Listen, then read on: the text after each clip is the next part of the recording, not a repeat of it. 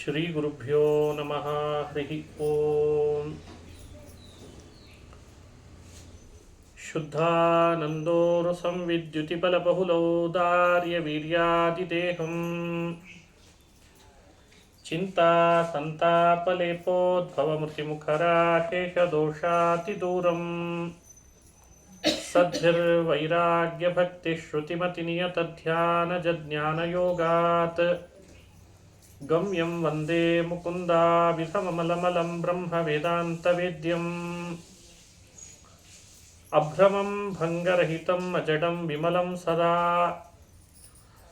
ಆನಂದತೀರ್ಥಮತುಳಂ ಭಜೆ ತಾಪತ್ರಯಾಪಹಂ ಮೂಕೋಪಿ ಯತ್ಪ್ರಸಾದೇನ ಮುಕುಂದಶಯನಾಯತೆ ರಾಜರಾಜಾಯತೆ ರಿಕ್ತೋ ರಾಘವೇಂದ್ರಂ ತಮಾಶ್ರಯೇ ಆಪಾದಮೌಲಿಪರ್ಯಂತಂ ಗುರುಣಾಮಾಕೃತಿಂ ಸ್ಮರೇತ್ ತೇನ ವಿಘ್ನಾಃ ಪ್ರಣಶ್ಯಂತಿ ಸಿದ್ಧ್ಯಂತಿ ಚ ಮನೋರಥಾಃ.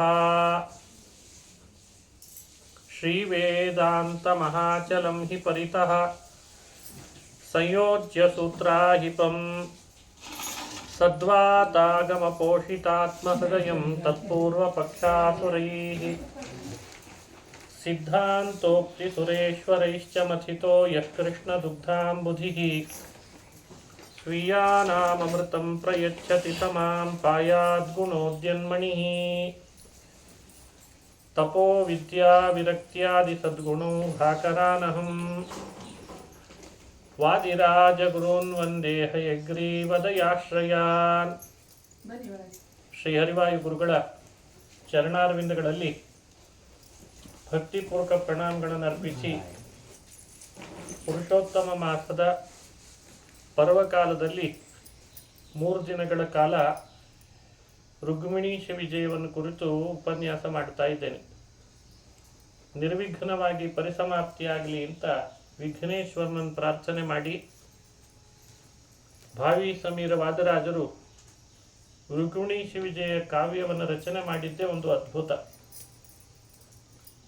3 ಬಾರಿ ಭಾರತ ತೀರ್ಥಕ್ಷೇತ್ರಗಳನ್ನು ಸಂಚಾರ ಮಾಡಿದಂಥ ಮಹಾನುಭಾವರು ವಾದಿರಾಜರು. ಪುಣ್ಯಪತ್ತನಕ್ಕೆ ಅಂತ ಸಂಚಾರ ಮಾಡ್ತಾ ಬಂದಿದ್ದಾರೆ. ಪುಣಾಕ್ಷೇತ್ರ ಇವತ್ತು ಪುಣ ಅಂತ ಕರೀತಾರೆ. ಅಲ್ಲಿ ನಡೆದಂಥ ಒಂದು ಘಟನೆಯನ್ನ ಹಿರಿಯರು ಹೇಳ್ತಾ ಬಂದಿದ್ದಾರೆ. ಮಾಘ ಅಂತೊಂದು ಶಿಶುಪಾಲ ವಧ ಅನ್ನೋ ಕಾವ್ಯ, ಮಾಘ ಕವಿ ರಚನೆ ಮಾಡಿದಂಥ ಕಾವ್ಯ. ಆ ಕಾವ್ಯಕ್ಕೆ ಬಹಳ ದೊಡ್ಡ ಸನ್ಮಾನ ಮಾಡಬೇಕು ಅಂತ ರಾಜ ಕವಿಗಳ ಸಮಕ್ಷಮದಲ್ಲಿ ಅದನ್ನು ಅನುಸಂಧಾನ ಮಾಡಿಸಿ ಚಿಂತನೆಗೊಳಿಸಿ ಇಟ್ಟಿದ್ದಂತೆ ಸನ್ಮಾನ ಕಾರ್ಯಕ್ರಮ. ರಾಜರು ಅಲ್ಲಿಗೆ ಹೋದಾಗ ಅವರ ಕಿವಿಗೆ ಬಿತ್ತು ಈ ವಿಷಯ. ಅದು ಕೃಷ್ಣನ ಕಥೆಯನ್ನೇ ವರ್ಣಿಸುವ ಕಾವ್ಯವಾದರೂ ವಾದಿರಾಜರಿಗೆ ಅನಿಸಿದೆ ಅಂತೆ, ಪ್ರೇರಣೆಯಾಗಿದೆ. ನಾವು ಒಂದು ಕೃಷ್ಣನ ಬಗ್ಗೆ ಕಾವ್ಯ ರಚನೆ ಮಾಡಿದ್ದೇವೆ, ಆ ಕಾವ್ಯವನ್ನು ಕೂಡ ಪರಾಮರ್ಶೆ ಮಾಡಿಸೋದು ಕವಿಗಳ ಸಮಕ್ಷಮದಲ್ಲಿಟ್ಟು. ಆದರೆ ಅದು ತರಿಸಿಕೊಡ್ಲಿಕ್ಕೆ ಕೆಲವು ದಿನಗಳು ಬೇಕಾಗ್ತದೆ ಅಂತ ರಾಜನಿಗೆ ಪತ್ರ ಬರೆದು ಕಳಿಸಿದರು. ಈಗ ನೀವು ಮಾಡ್ತಿರುವಂತಹ ಕಾವ್ಯಕ್ಕೇನು ಸನ್ಮಾನದ ಕಾರ್ಯಕ್ರಮ ಇದೆ, ನಮ್ಮ ಕಾವ್ಯ ಹಾಗೂ ಆ ಕಾವ್ಯವನ್ನು ತುಲನಾತ್ಮಕವಾಗಿ ಸಮೀಕ್ಷೆ ಮಾಡ್ರಿ, ಆಮೇಲೆ ನೀವು ಯಾವುದಾದ್ರೂ ಕಾವ್ಯಕ್ಕೆ ಸನ್ಮಾನ ಕಾರ್ಯಕ್ರಮ ಇಟ್ಟುಕೊಳ್ರಿ ಅಂತಂದ್ರು. ರಾಜ ಸಹೃದಯ ಇದ್ದ, ನಿಷ್ಪಕ್ಷಪಾತವಾಗಿ ಅದನ್ನು ಒಪ್ಪುಕೊಂಡ. ಆಯಿತು, ನೀವು ತರಿಸಿಕೊಡಿ, ವಿಮರ್ಶೆ ಮಾಡೋಣ ಅಂತಂದ.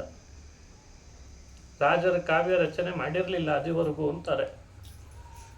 ದಿನನಿತ್ಯ ಅವರು ಸಂಚಾರ, ಭಕ್ತರ ಕಷ್ಟಗಳನ್ನು ಕೇಳಿ ಅದಕ್ಕೆ ಸರಿಯಾದ ಪರಿಹಾರ, ಮೇಲಾಗಿ ಪಾಠ, ವೇದಾಂತ ಗ್ರಂಥಗಳ ಪಾಠ ಆಗಬೇಕು, ಇದೆಲ್ಲ ಅವರ ಕಾರ್ಯಕ್ರಮಗಳು. ಇಷ್ಟರ ಮಧ್ಯದಲ್ಲಿ ಕಾವ್ಯ ರಚನೆ ಮಾಡಲಿಕ್ಕೆ ಸಮಯ ಎಲ್ಲಿದೆ? ಯೋಚನೆ ಮಾಡಿದರಂತೆ ವಾದರಾಜರು. ಭಗವಂತ ಬಾಯಲ್ಲಂತೂ ನುಡಿಸಿದಾನೆ, ಅದಕ್ಕೆ ತಕ್ಕಂತೆ ದೇವರೇ ಅದನ್ನು ಮಾಡಿಸ್ತಾನೆ ಕಾರ್ಯ ಅಂತ ಭಾವಿಸಿದರು. ಆಗ ದಿನಾ ಪೂಜೆ ಮುಗಿಸಿ ಎಲ್ಲ ಬಂದಂಥ ಭಕ್ತರಿಗೆ ತೀರ್ಥ ಕೊಡಬೇಕು, ಗಂಧಾಕ್ಷತೆಯನ್ನು ತಾವು ಧಾರಣೆ ಮಾಡಬೇಕು. ಅಷ್ಟೇ ಸಮಯದೊಳಗೆ ಶಿಷ್ಯರ ಕಡೆಯಲ್ಲಿ ಶ್ಲೋಕ ಬರೆಸ್ತಾ ಇದ್ರಂತೆ. ತಾವು ಬಾಯಲ್ಲಿ ಹೇಳಬೇಕು, ಶಿಷ್ಯರ ಆ ಶ್ಲೋಕಗಳನ್ನು ಬರಿಬೇಕು. ಆಗ ರಚನೆ ಆಗ್ತಾ ಇದೆ.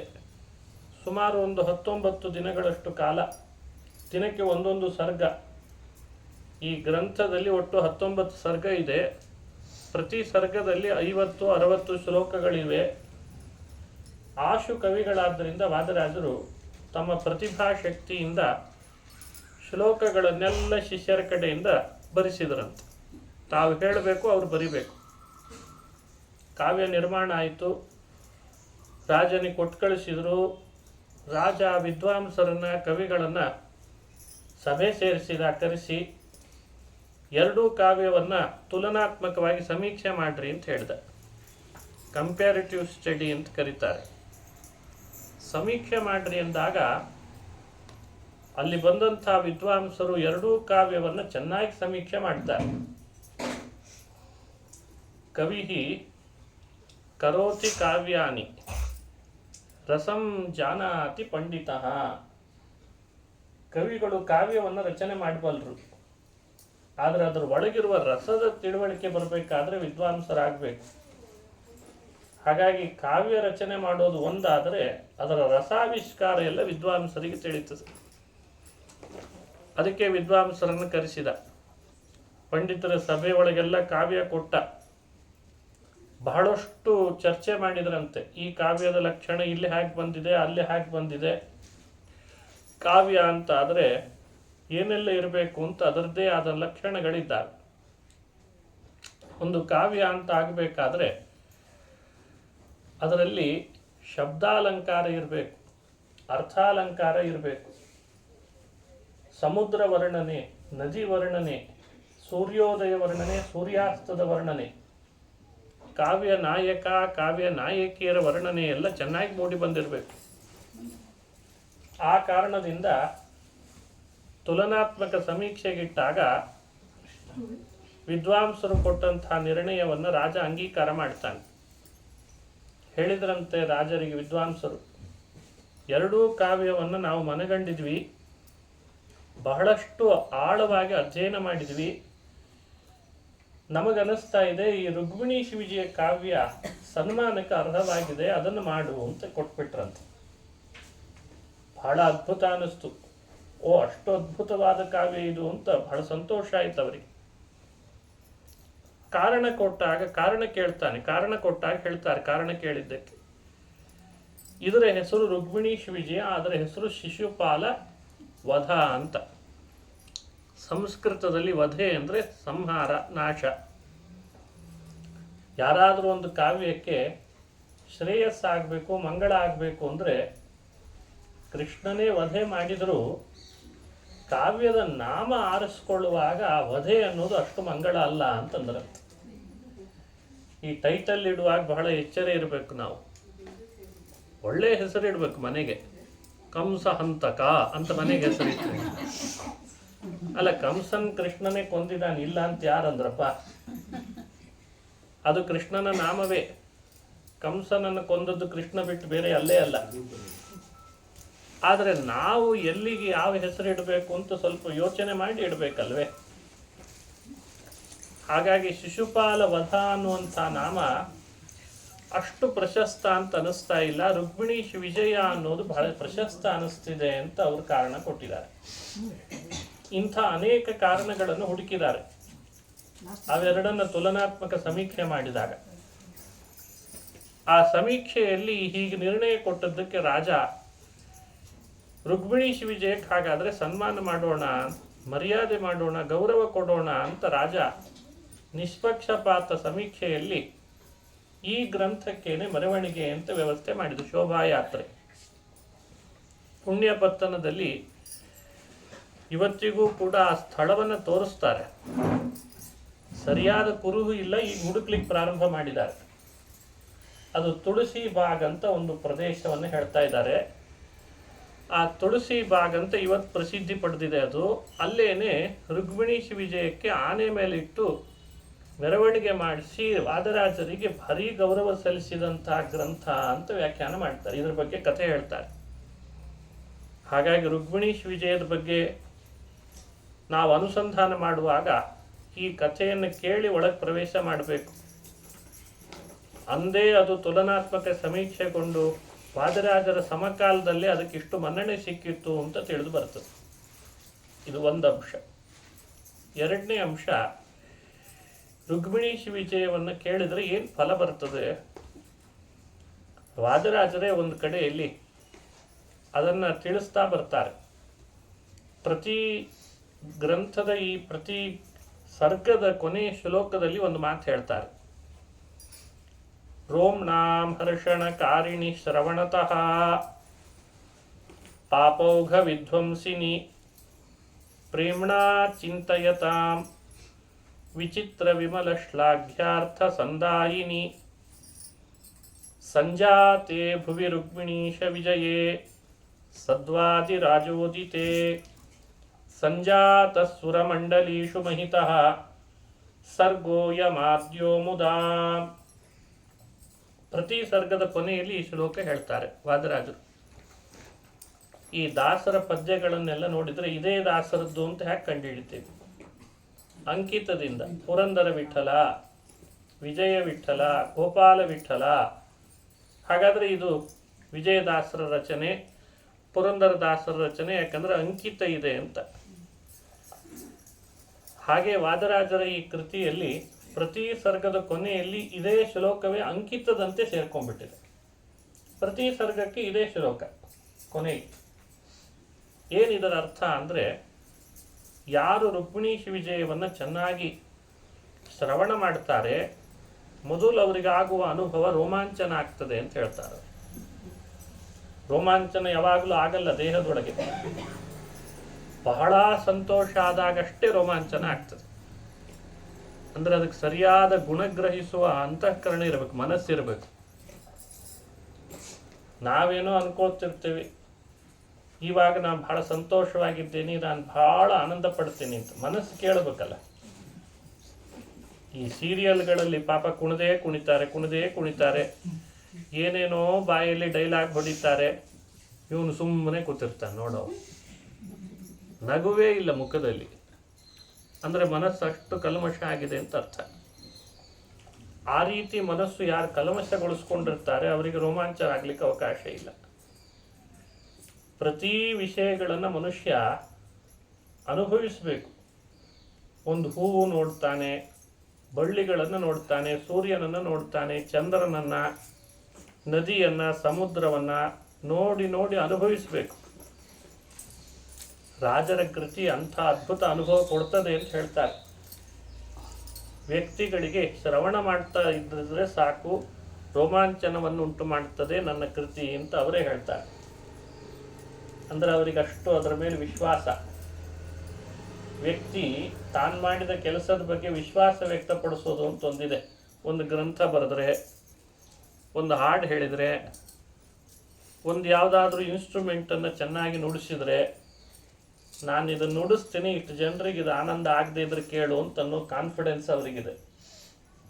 ಅದು ಯಾವಾಗ ಬರ್ತದೆ ಅಂದರೆ ಸಿದ್ಧಿ ಆದಾಗ ಬರ್ತದೆ. ಯಾವುದೇ ಕೆಲಸದೊಳಗೆ ಯಾರು ಸಿದ್ಧಿ ಪಡ್ಕೊಂಡಿರ್ತಾನೆ, ಆ ಸಿದ್ಧಿ ಇರುವ ಪುರುಷ ಆಡುವಂಥ ಮಾತು, ಮಾಡೋ ಕೆಲಸ, ಅದು 10 ಜನರಿಗೆ ಬೇಗ ಮನಸ್ಸಿಗೆ ನಾಟ್ತದೆ. ಸಿದ್ಧಿ ಇಲ್ಲದೆ ಇದ್ದವರು ಏನು ಮಾಡಿದರೂ ಕೂಡ ಅವ್ರು ಯಾರಿಗೂ ನಾಟಲ್ಲ, ಅವರಿಗೇ ಸ್ಯಾಟಿಸ್ಫ್ಯಾಕ್ಷನ್ ಇಲ್ಲ, ಇನ್ನೊಬ್ರಿಗೇನು ಆ ಕೆಲಸ ಅಂತ. ವಾದರಾಜರಿಗೆ ಎಲ್ಲ ಕೆಲಸದೊಳಗೂ ಅಂಥ ಸಿದ್ಧಿ ಇತ್ತಂತೆ. ಅವ್ರು ಏನೇ ಮಾಡಿದರೂ 100 ಜನರಿಗೆ ತಲುಪ್ತದೆ ಅಂತ ಅವ್ರಿಗೆ ಗೊತ್ತಿತ್ತು. 100 ಜನರು ಅದನ್ನು ಮುಟ್ತಾರೆ, ಅದು ಅವರ ಮನಸ್ಸಿಗೆ ಮುಟ್ತದೆ. ಅದಕ್ಕೆ ರೋಮ್ನಾಂ ಹರ್ಷಣಕಾರಿಣಿ. ಜಗನ್ನಾಥದಾಸರಿಗೆ ಆ ಸಿದ್ಧಿ ಇತ್ತು. ಅದಕ್ಕೆ ಜಗನ್ನಾಥದಾಸರು ತಮ್ಮ ಗ್ರಂಥದ ಬಗ್ಗೆ ಹೆಮ್ಮೆಯಿಂದ ಹೇಳ್ಕೊಳ್ತಾರೆ. ನನ್ನೊಳಗಿದ್ದು ದೇವರೇ ನುಡಿಸಿದಾನೆ, ನನ್ನೊಳಗಿದ್ದು ನುಡಿಸಿದಂಥ ಗ್ರಂಥ ಇದು. ಯಾರಿಗೆ ಆನಂದ ಕೊಡಲ್ಲ, ಯಾರಿಗೆ ಸಂತೋಷ ಕೊಡಲ್ಲ, ನಾನು ನೋಡ್ತೇನೆ ಅಂತಾರೆ. ಹಾಗೆ ಚಾಲೆಂಜ್ ಮಾಡ್ತಾರೆ. ಅದು ಸಿದ್ಧಿ ಇರೋ ವ್ಯಕ್ತಿಗಳು ಮಾಡುವಂಥದ್ದು. ಅವರು ಹಾಡೇ ಮಾಡಲಿ, ಅವ್ರ ಗ್ರಂಥನೇ ರಚನೆ ಮಾಡಲಿ, ಅವ್ರು ಏನಾದರೂ ಒಂದು ರೀತಿ ಕೆಲಸವನ್ನು ಮಾಡಲಿ, ಅವರಿಗಂಥ ಕಾನ್ಫಿಡೆನ್ಸ್ ಇರ್ತದೆ. ವಾದರಾಜರು ತಮ್ಮ ಕೃತಿಯ ಬಗ್ಗೆ ತಾವೇ ಹೇಳಿಕೊಂಡ ಮಾತು, ರೋಮ್ಣಾಂ ಹರ್ಷಣಕಾರಿಣಿ, ನನ್ನ ಗ್ರಂಥ ಶ್ರವಣ ಮಾಡ್ತಾ ಇದ್ರೆ ರೋಮಾಂಚನ ಆಗೇ ಆಗ್ತದೆ ಅಂತಂದ್ಬಿಟ್ಟು. ಪಾಪೌಘ ವಿಧ್ವಂಸಿನಿ, ಶ್ರವಣ ಮಾಡಿದರೆ ಪಾಪಗಳನ್ನು ಕಳೀತದೆ ನನ್ನ ಗ್ರಂಥ ಅಂತ.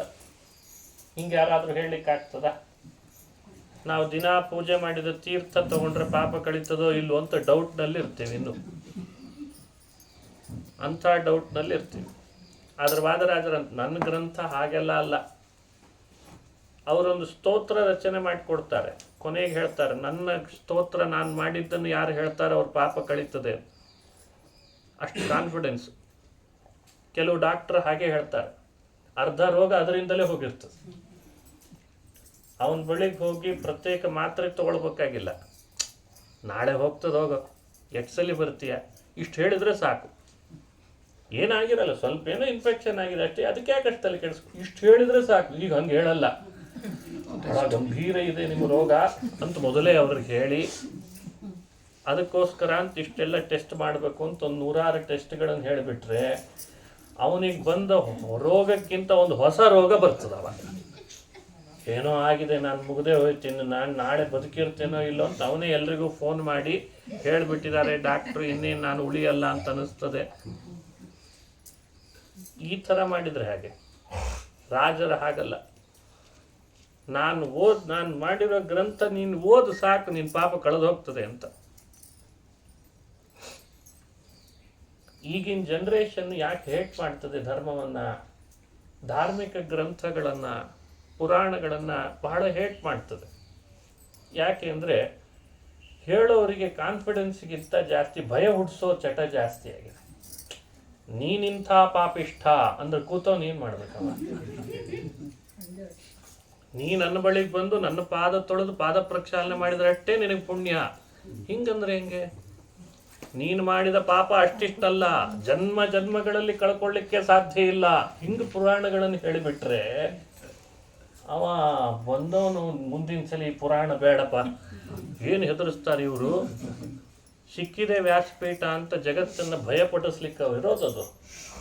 ಅಂದರೆ ಪಾಪಗಳ ಸರಮಾಲೆಯನ್ನು ಹೇಳುವವರೇ ಜಾಸ್ತಿ ಆದರೆ, ಪಾಪಗಳ ಹೆಸರಿನಲ್ಲಿ ಮನುಷ್ಯರನ್ನು ಭಯಪಡಿಸಿ ಮೊದಲೇ ಕುಗ್ಗಿರ್ತಾನೆ ಮನೆಯೊಳಗಾದ ಘಟನೆಗಳಿಂದ. ಇವನು ಹೇಳೋದು ನೋಡಿಬಿಟ್ರೆ ಇನ್ನೂ ಕುಗ್ಗಿಬಿಡ್ತಾನೆ. ವಾದರಾಜರ ಗ್ರಂಥಗಳಿಂದ ಮುಂದೆ ಮಾಡೋ ಪ್ರವಚನಕಾರರು ಕಲಿಬೇಕಾದದ್ದು ಬಹಳ ಇದೆ ಅಂತ ಹೇಳಿದೆ. ವ್ಯಕ್ತಿ ಸಮಾಜದಲ್ಲಿ ಯಾವುದನ್ನು ಹೆಚ್ಚು ಮಾತಾಡಿ ವಿಷಯ ತಿಳಿಸೋದ್ರಿಂದ ಮನುಷ್ಯ ಕುಗ್ತಾನೆ ಅನ್ನೋದು ಗೊತ್ತಿರಬೇಕು ಹೇಳೋನಿಗೆ. ವಾದರಾಜರು ಈ ವಿಷಯದಲ್ಲಿ ಭಾರಿ ಅದ್ಭುತ ವ್ಯಕ್ತಿಗಳು. ನಿನಗೆ ನಾಲಿಗೆ ಹೊರಡ್ತಿಲ್ಲ ತಾನೆ ನಿನಗೆ, ನಾನು ಸ್ತೋತ್ರ ಮಾಡಿಕೊಂಡು ಹಯಗ್ರೀವ ಹಯಗ್ರೀವ ಹಯಗ್ರೀವೇತಿ ಯೋ ವದೇತ್, ನೀನು ಹಯಗ್ರೀವ ಹಯಗ್ರೀವ ಅಂತ ಹೇಳೋ, ನಿನ್ನ ನಾಲಿಗೆ ಹೊರಡಿಸ್ತಾನೆ ದೇವರಿದ್ದ, ನಾನು ಹೇಳ್ಕೊಡ್ತೀನಿ ಹೇಳು ಅಂತಾರೆ. ಯಾರು ಹೇಳ್ತಾರೆ ಈ ಥರ? ನರಂ ಮುಂಚಂತಿ ಪಾಪಾನಿ ದರಿದ್ರಮಿವ ಯೋಷಿತಿ ಅಂಥ ಉದಾಹರಣೆ ಕೊಟ್ಟಿದ್ದಾರೆ. ಹಣ ಇಲ್ಲದ ವಿಟನನ್ನ, ಹಣ ಇಲ್ಲದ ಪುರುಷನನ್ನ ಯಾವ ವೇಶ್ಯ ತಾನೇ ಹತ್ರ ಹೋಗ್ತಾಳೆ ಅಂತನ್ನೋ ಉದಾಹರಣೆಯನ್ನ ಹಯಗ್ರೀವ ನಾಮ ಹೇಳಿದ್ರೆ ಯಾವ ಪಾಪ ಹತ್ರ ಬರ್ತದೆ ಅಂತ ಕೇಳ್ತಾರ ಅವರು. ದರಿದ್ರಮಿವ ಯೋಷಿತಃ ಅಂತಂದ್ರು ಅವರು. ಜನ್ನು ಕನ್ಯಾ ಪ್ರವಾಹವತು, ಗಂಗೆ ಪ್ರವಾಹದಂತೆ ನಿನ್ನ ಬಾಯಲ್ಲಿ ಮಾತನ್ನು ನುಡಿಸ್ತಾನೋ ಹಯಗ್ರೀವ, ಹಯಗ್ರೀವ ನಾಮ ಹೇಳು. ಇಷ್ಟು ಕಾನ್ಫಿಡೆನ್ಸ್ ಯಾರಿಗಿದೆ ಜಗತ್ತಿನಲ್ಲಿ? ಹೀಗೆ ಹೇಳುವ ಅರ್ಹತೆನಾದ್ರೂ ಯಾರಿಗಿದೆ ಅನ್ನೋದು ಆಶ್ಚರ್ಯ ಆಗಿಬಿಟ್ಟಿದೆ ಇತ್ತೀಚೆಗೆ. ಪಾಪೌಘ ವಿಧ್ವಂಸಿನಿ, ನೀನು ರುಕ್ಮಿಣಿ ವಿಜಯ ಪಾರಾಯಣ ಮಾಡು, ನೀನು ಅದರ ಅರ್ಥಾನುಸಂಧಾನ ಮಾಡು, ಅದರದ್ದೇ ಆದ ಪಾರಾಯಣ ಉಪನ್ಯಾಸ ಮಾಡು, ಪಾಪ ಕಳೆಯೋ ಜವಾಬ್ದಾರಿ ಕೃಷ್ಣನಿಗಿದೆ, ನನ್ನ ಗ್ರಂಥಕ್ಕಿದೆ ಅಂತ ಅವರು. ಎರಡನೇ ಫಲ. ಮೂರನೇದ್ದು ಪ್ರೇಮ್ಣ ಚಿಂತಯತಾ ವಿಚಿತ್ರ ವಿಮಲ ಶ್ಲಾಘ್ಯಾರ್ಥ ಸಂದಾಯಿನಿ.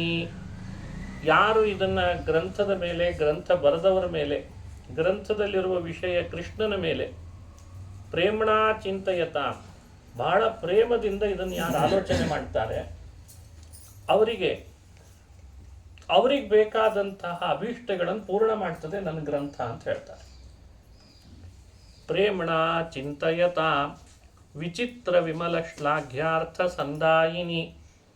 ಮನೆಯಲ್ಲಿ ಮಕ್ಕಳಾಗಿರಲ್ಲ, ಮದುವೆ ಆಗಿರಲ್ಲ, ಒಳ್ಳೆ ಕೆಲಸ ಸಿಕ್ಕಿರಲ್ಲ, ಆಗ್ತವೆ. ಇವೆಲ್ಲ ಸಮಸ್ಯೆಗಳೇ. ಇದನ್ನ ಯಾರು ಸಮಸ್ಯೆ ಅಲ್ಲ ಅಂತನ್ನೋ ಹಾಗಿಲ್ಲ. ಇವನ್ನೆಲ್ಲ ತೂಗಿಸ್ಕೊಂಡು ಆಮೇಲೆ ಮೋಕ್ಷ ಸಾಧನೆ ಮಾಡಬೇಕಾಗಿದೆ. ಇವನ್ನೆಲ್ಲ ಗಾಳಿಗೆ ತೂರಿ ನಾನು ಈ ಕೂಡಲೇ ಯೋಗಿಯಾಗಿ ಮೋಕ್ಷಕ್ಕೆ ಹೋಗ್ತೇನೆ ಅಂದರೆ ಬರಬೇಡ ಅಂತಂದೇವ್ರು. ಅಂಥದ್ದೇ ನೀನು ಮೋಕ್ಷಕ್ಕೆ ಬರೋ ಕಾರಣ ಇಲ್ಲ ಅಂತ. ಇದನ್ನೆಲ್ಲ ಆಲೋಚನೆ ಮಾಡಿ ವಾದರಾಜರು ಕಲಿಯುಗದ ಸಜ್ಜನರಿಗೋಸ್ಕರ, ಕಲಿಯುಗದ ಸಜ್ಜನರು ಪಡ್ತಾ ಇರುವ ಎಲ್ಲ ಪಾಡುಗಳನ್ನು ನೋಡಿ ಅವರವರ ಅಭೀಷ್ಟಗಳೆಲ್ಲ ಪೂರ್ಣ ಆಗಬೇಕು, ಅದನ್ನು ಕೃಷ್ಣ ಮಾಡ್ತಾನೆ. ನಾನು ಪೂಜಿಸುವಂತಹ ಕೃಷ್ಣನಿಗೆ ಅಂಥ ಶಕ್ತಿ ಇದೆ, ಅವನದನ್ನು ಪೂರೈಸಿ ಕೊಡ್ತಾನೆ ಅಂತ ಹೇಳಿನೇ ಪ್ರೇಮ್ಣ ಚಿಂತಯತಾಂ ವಿಚಿತ್ರ ವಿಮಲ ಶ್ಲಾಘ್ಯಾರ್ಥ ಸಂದಾಯಿನಿ. ನೀವು ಪ್ರೇಮದಿಂದ ನಾನು ರಚಿಸಿದಂಥ ರುಕ್ಮಿಣೀಶ್ ವಿಜಯವನ್ನು ಚಿಂತನೆ ಮಾಡಿರಿ. ಪ್ರೇಮ ಅಂದರೆ ಸ್ನೇಹ, ಬಹಳ ಪ್ರೇಮದಿಂದ ಮಾಡಬೇಕಂತೆ. ಅಸಡ್ಡೆ ಇರಬಾರ್ದು ಅಂತಾರೆ, ಅವಿಶ್ವಾಸ ಇರಬಾರ್ದು, ಪ್ರೇಮದಿಂದ ಮಾಡಬೇಕು.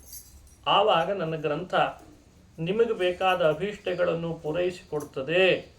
ಇಷ್ಟು ಅದ್ಭುತವಾದ ಗ್ರಂಥ ನಾನು ರಚನೆ ಮಾಡಿದ್ದೇನೆ ಅಂತಾರೋ. ಸಂಜಾತೆ ಭುವಿ ರುಕ್ಮಿಣೀಶ ವಿಜಯೇ ಸದ್ವಾದಿರಾಜೋದಿತೆ. ಇದನ್ನು ನೀವು ಮಾತ್ರ ಮಾಡ್ತೀರಿ ಅಂತ ಭಾವಿಸಬೇಡಿ.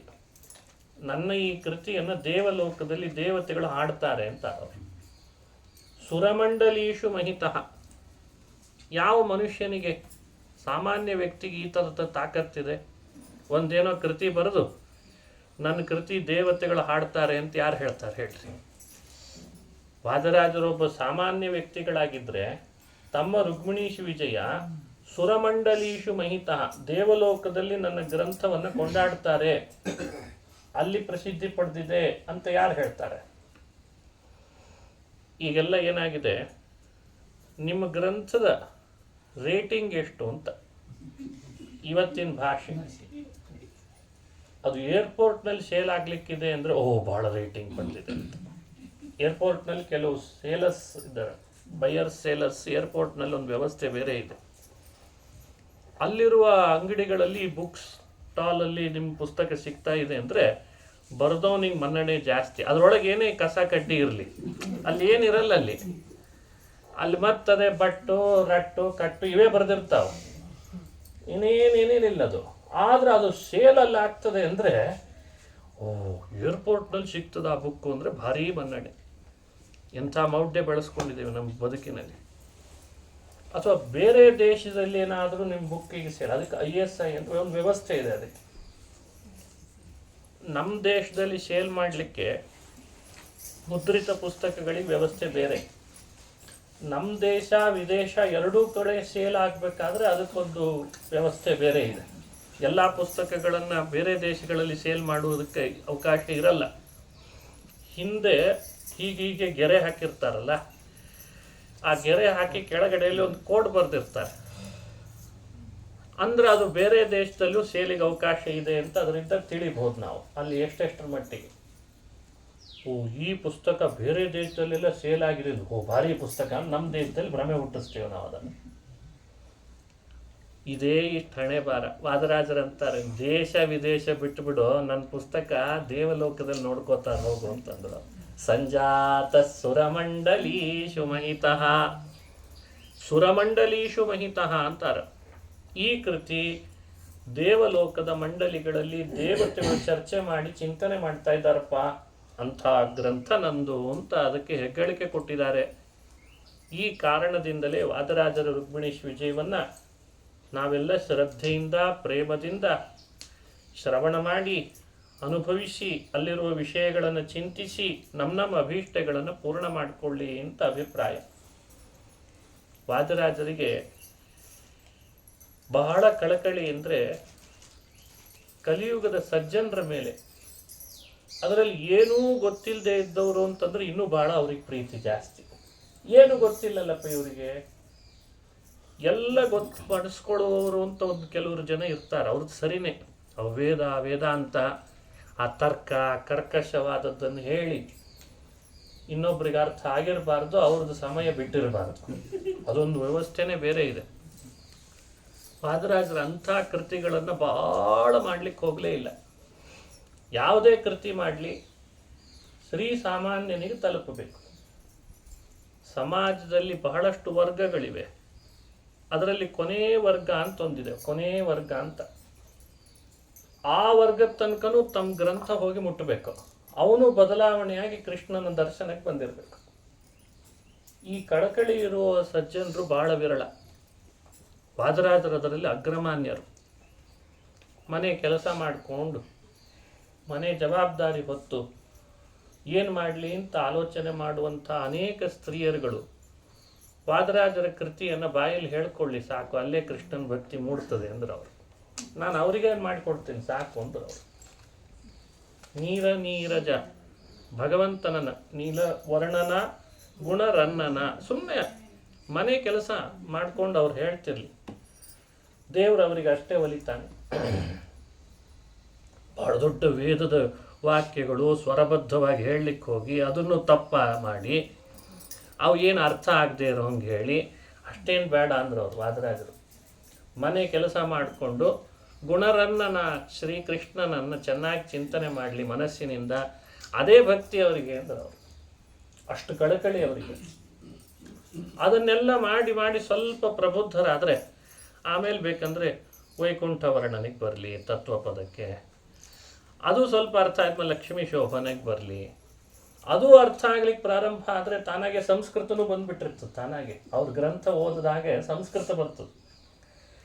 ಅದು ಬಂದಮೇಲೆ ಇದು ವಾದರಾಜ ರುಕ್ಮಿಣೀಶ್ ವಿಜಯಕ್ಕೆ ಬರಲಿ, ತೀರ್ಥ ಪ್ರಬಂಧಕ್ಕೆ ಬರಲಿ. ಆಮೇಲೆ ಅವ್ರು ವೇದಾಂತ ಓದಲಿ ಬಿಟ್ಟರೆ ಬಿಡಲಿ ಅಂತ ಅವ್ರ ಅಭಿಪ್ರಾಯ. ಇಷ್ಟಾಗೋ ಅಷ್ಟರಲ್ಲಿ ಪೂರ್ಣ ಹರಿಭಕ್ತನಾಗಿಬಿಟ್ಟಿರ್ತಾನೆ. ಇನ್ನೇನೂ ಬೇಡ. ವಾದರಾಜರು ರಚಿಸಿರುವ ಕನ್ನಡ, ತುಳು, ಈಗೀಗ ಮರಾಠಿದು ಕೆಲವು ಸಿಕ್ಕಿದೆ ಅಂತ ಹೇಳ್ತಿದ್ದಾರೆ. ಅನೇಕ ಭಾಷೆ ಬಲ್ಲವರಾಗಿದ್ದರು ಅವರು. ನಾವು ಯಾವುದು ಮಾತೃಭಾಷೆ ಅಂದ್ಕೊಂಡಿದ್ದೀವಿ, ಕನ್ನಡನೋ ಅಥವಾ ತುಳುನೋ, ಅದನ್ನೇ ಇಟ್ಕೊಳ್ರಿ. ಅದೇ ಗ್ರಂಥಗಳನ್ನು ವಾದರಾಜರು ಮಾಡಿದ್ದನ್ನು ಅಧ್ಯಯನ ಅಲ್ಲೇ ಮಾಡಲಿ, ಅವನು ಪರಿಪೂರ್ಣ ದೈವ ಭಕ್ತನಾಗಲಿಕ್ಕೆ ಅಷ್ಟು ಸಾಕಂತ. ಅಷ್ಟು ಸಾಕು ಅವನಿಗೆ. ಎಲ್ಲ ತಿಳುವಳಿಕೆ ಅದರಿಂದಲೇ ಬರೆಸಿಬಿಡ್ತಾರೆ. ಅಂಥ ಶಕ್ತಿ ವಾದರಾಜರ ಕೃತಿಗಳಲ್ಲಿದೆ. ಪ್ರಕೃತಕ್ಕೆ ಸಂಬಂಧಪಟ್ಟಂತೆ ರುಕ್ಮಿಣೀಶ್ ವಿಜಯವು ಅದು ಕಾವ್ಯ ಅಂತ ಅನಿಸಿದರೆ ಅದರಲ್ಲಿ ಶಾಸ್ತ್ರದ ವಿಷಯಗಳನ್ನು ಹೇಳ್ತಾರೆ. ಹಾಗಾಗಿ ಅದು ಕಾವ್ಯವೂ ಹೌದು, ಶಾಸ್ತ್ರವೂ ಹೌದು. ಅವ್ರದ್ದು ಯಾವುದಾದ್ರೂ ಒಂದು ಶಾಸ್ತ್ರ ಅಂತ ಅನಿಸ್ಕೊಂಡು ಕೃತಿಯನ್ನು ನೋಡ್ಲಿಕ್ಕೆ ಹೊರಟ್ರೆ ಅಲ್ಲೆಲ್ಲ ಕಾವ್ಯ ಹೇಳಿಬಿಡ್ತಾರೆ. ಹಾಗಾಗಿ ಅದು ಶಾಸ್ತ್ರ ಅಂತ ಅಂದ್ಕೊಂಡ್ರೆ ಅದು ಕಾವ್ಯ ಆಗಿರ್ತದೆ. ಅದು ಕಾವ್ಯ ಅಂತ ನೋಡ್ಲಿಕ್ಕೆ ಹೊರಟ್ರೆ ಅಲ್ಲೆಲ್ಲ ಒಳಗಡೆಯಲ್ಲಿ ಶಾಸ್ತ್ರ ಇರ್ತದೆ. ಹಾಗಾಗಿ ಅವರು ಶಾಸ್ತ್ರ ಕಾವ್ಯ ರಚನೆ ಮಾಡಿದ ಮಹಾನುಭಾವರು ಅಂತ ಅನುಸಂಧಾನ ಮಾಡಿಸ್ತಾರೆ ಹಿರಿಯರು. ಕೃಷ್ಣನ ಕಥೆ ವರ್ಣನೆ ಮಾಡಲಿಕ್ಕೆ ಪ್ರಾರಂಭ ಮಾಡುವಾಗ ಈ ಕಾವ್ಯಕ್ಕೆ ಅಂತ ಒಂದು ಮಂಗಳ ಶ್ಲೋಕವನ್ನು ರಚನೆ ಮಾಡಿದರು. ಶ್ರೀ ವೇದಾಂತ ಮಹಾಚಲಂ ಹಿ ಪರಿತಃ ಸಂಯೋಜ್ಯ ಸೂತ್ರಾಹಿಪಂ ಸದ್ವಾತಾಗಮ ಪೋಷಿತಾತ್ಮ ಹೃದಯಂ ತತ್ಪೂರ್ವ ಪಕ್ಷಾಸುರೈಃ ಸಿದ್ಧಾಂತೋಕ್ತಿ ಸುರೇಶ್ವರೈಶ್ಚ ಮಥಿತಃ ಯಃ ಕೃಷ್ಣ ದುಗ್ಧಾಂಬುಧಿಃ ಸ್ವೀಯಾನಾಮೃತಂ ಪ್ರಯಚ್ಛತಿ ಸಮಾಂ ಪಾಯಾತ್ ಗುಣೋದ್ಯನ್ಮಣಿಃ. ಇದು ಕಾವ್ಯದ ಪ್ರಾರಂಭದ ಶ್ಲೋಕ. ಅರ್ಥ ಎಷ್ಟು ಅದ್ಭುತವಾಗಿದೆ ಇಲ್ಲಿ ಅಂದರೆ, ಕೃಷ್ಣನೇ ಒಂದು ಕ್ಷೀರಸಾಗರ. ಕ್ಷೀರ ಸಮುದ್ರ ಕೊಡದೇ ಇದ್ದದ್ದೇನು? ಎಲ್ಲ ಸಂಪತ್ತನ್ನು ಕೊಡ್ತು ಅಂತ ಹೇಳ್ತಾರೆ. ಪದ್ಮಪುರಾಣದಲ್ಲಿ ಕ್ಷೀರ ಸಮುದ್ರ ಇಂತಿಂಥ ಸಂಪತ್ತು ಕೊಡ್ತು ಅಂತ ಬೆಳಗ್ಗೆ ಸ್ಮರಣೆ ಮಾಡಿದರೆ ಅವರ ಮನೆಯಲ್ಲಿ ಸಂಪತ್ತು ಬರ್ತದೆ ಅಂತ ಫಲ ಹೇಳ್ತಾರೆ. ಹಾಗಾಗಿ ವಾದರಾಜರು ಲಕ್ಷ್ಮೀ ಶೋಭಾನದಲ್ಲಿ ಕ್ಷೀರ ಸಮುದ್ರವನ್ನು ಬಹಳ ಚೆನ್ನಾಗಿ ಕೊಂಡಾಡ್ತಾರೆ. ಅಲ್ಲಿ ಬಂದಂಥ ವಸ್ತುಗಳನ್ನು, ಅಮೃತ ಮಥನದ ಸಂದರ್ಭವನ್ನೆಲ್ಲ ವರ್ಣನೆ ಮಾಡಿದ್ದಾರೆ. ಅದು ಪದ್ಮಪುರಾಣಕ್ಕೆ ಅನುಗುಣವಾಗಿ. ಇಲ್ಲೇನು ಮಾಡಿದರು ವಾದರಾಜರು? ಕೃಷ್ಣನೇ ನನ್ನ ಕ್ಷೀರಸಾಗರ ಅಂತ ಹೇಳಿದರು ಅವರು. ಕೃಷ್ಣ ಕ್ಷೀರಸಾಗರ ಅಂತಾದಾಗ ಮಥನ ಮಾಡಿ ಅಮೃತ ಪಡಿಬೇಕಾದ ಅನಿವಾರ್ಯತೆ ಇದೆ ಅಂತ ತೋರಿಸಿದ್ರು. ಸಮುದ್ರ ಮಥನ ಮಾಡಿದ ಹೊರತು ಯಾವುದೇ ಸಂಪತ್ತನ್ನು ಪಡಿಲಿಲ್ಲ ದೇವದಾನವರು. ಹಾಗಾಗಿ ದೇವದಾನವರು ಸೇರಿ ಮಥಿಸಿ ಅಮೃತವನ್ನು ಪಡೆದರು. ಆಮೇಲೆ ಅಜರಾಮರರಾದರು ದೇವತೆಗಳು ಅಂತ ತಾನೇ ಕಥೆ. ಆ ಕಥೆಯನ್ನು ಬಳಸ್ಕೊಂಡು ರೂಪಕಾಲಂಕಾರದಲ್ಲಿ ಕೃಷ್ಣನನ್ನ ಕ್ಷೀರಸಾಗರ ಅಂತ ಇಲ್ಲಿ ವರ್ಣನೆ ಮಾಡ್ತಾರೆ. ನೋಡಿ, ಕಾವ್ಯ ಹೇಗಿರಬೇಕು ಅಂತ ಗೊತ್ತಾಗ್ತದೆ ಇದರಿಂದ. ಕೃಷ್ಣನೇ ಕ್ಷೀರಸಾಗರನಾದರೆ ಮಂದರ ಪರ್ವತ ಯಾವುದು? ದೇವದಾನವರು ಯಾರು? ಹಗ್ಗ ಯಾವುದು? ಮಥನ ಮಾಡಬೇಕಾದ್ರೆ ಹಗ್ಗ ಬೇಕಲ್ಲ, ಅದನ್ನೆಲ್ಲ ತಿಳುವಳಿಕೆ ಕೊಡ್ತಾರೆ. ವೇದಗಳೆಲ್ಲ ಮಂದರ ಪರ್ವತ. ಬ್ರಹ್ಮಸೂತ್ರ ಅಂತ ವೇದವ್ಯಾಸರು ರಚಿಸಿದ್ದಾರೆ, ವೇದಾಂತ ಸೂತ್ರ. ಅದರ ಹೆಸರೇ ಸೂತ್ರ, ಹಾಗಾಗಿ ಅದನ್ನು ತಗೊಂಡ್ರು ಹಗ್ಗ ಅಂತ. ಬ್ರಹ್ಮಸೂತ್ರಗಳೆಲ್ಲ ಹಗ್ಗ ಅಂತೆ. ವೇದಗಳೆಂಬ ಪರ್ವತವನ್ನ ಕೃಷ್ಣ ಅನ್ನೋ ಕ್ಷೀರಸಾಗರದಲ್ಲಿಟ್ಟು ಬ್ರಹ್ಮಸೂತ್ರದ ಹಗ್ಗ ಹಾಕಿ ದೇವದಾನವರು ಮಥನ ಮಾಡಲಿ. ದೇವತೆಗಳು ದಾನವರು ಯಾರಿಲ್ಲಿ? ಈ ಬ್ರಹ್ಮಸೂತ್ರ ಚಿಂತನೆ ಮಾಡುವಾಗೆಲ್ಲ ಪೂರ್ವ ಪಕ್ಷ ಸಿದ್ಧಾಂತ ಅಂತ ಎರಡು ಇರ್ತದೆ. ಆ ಪೂರ್ವ ಪಕ್ಷಗಳೆಲ್ಲ ಅಸುರರು ಅಂತ ಕಲ್ಪನೆ ಮಾಡಿಕೊಳ್ರಿ, ಸಿದ್ಧಾಂತ ಎಲ್ಲ ದೇವತೆಗಳಂತೆ. ಹೀಗೆ ದೇವದಾನವರನ್ನಿಟ್ಟು ಕೃಷ್ಣ ಅನ್ನೋ ಕ್ಷೀರಸಾಗರವನ್ನು ಮಥಿಸುವಾಗ ಶ್ರಮ ಆಗ್ತದೆ.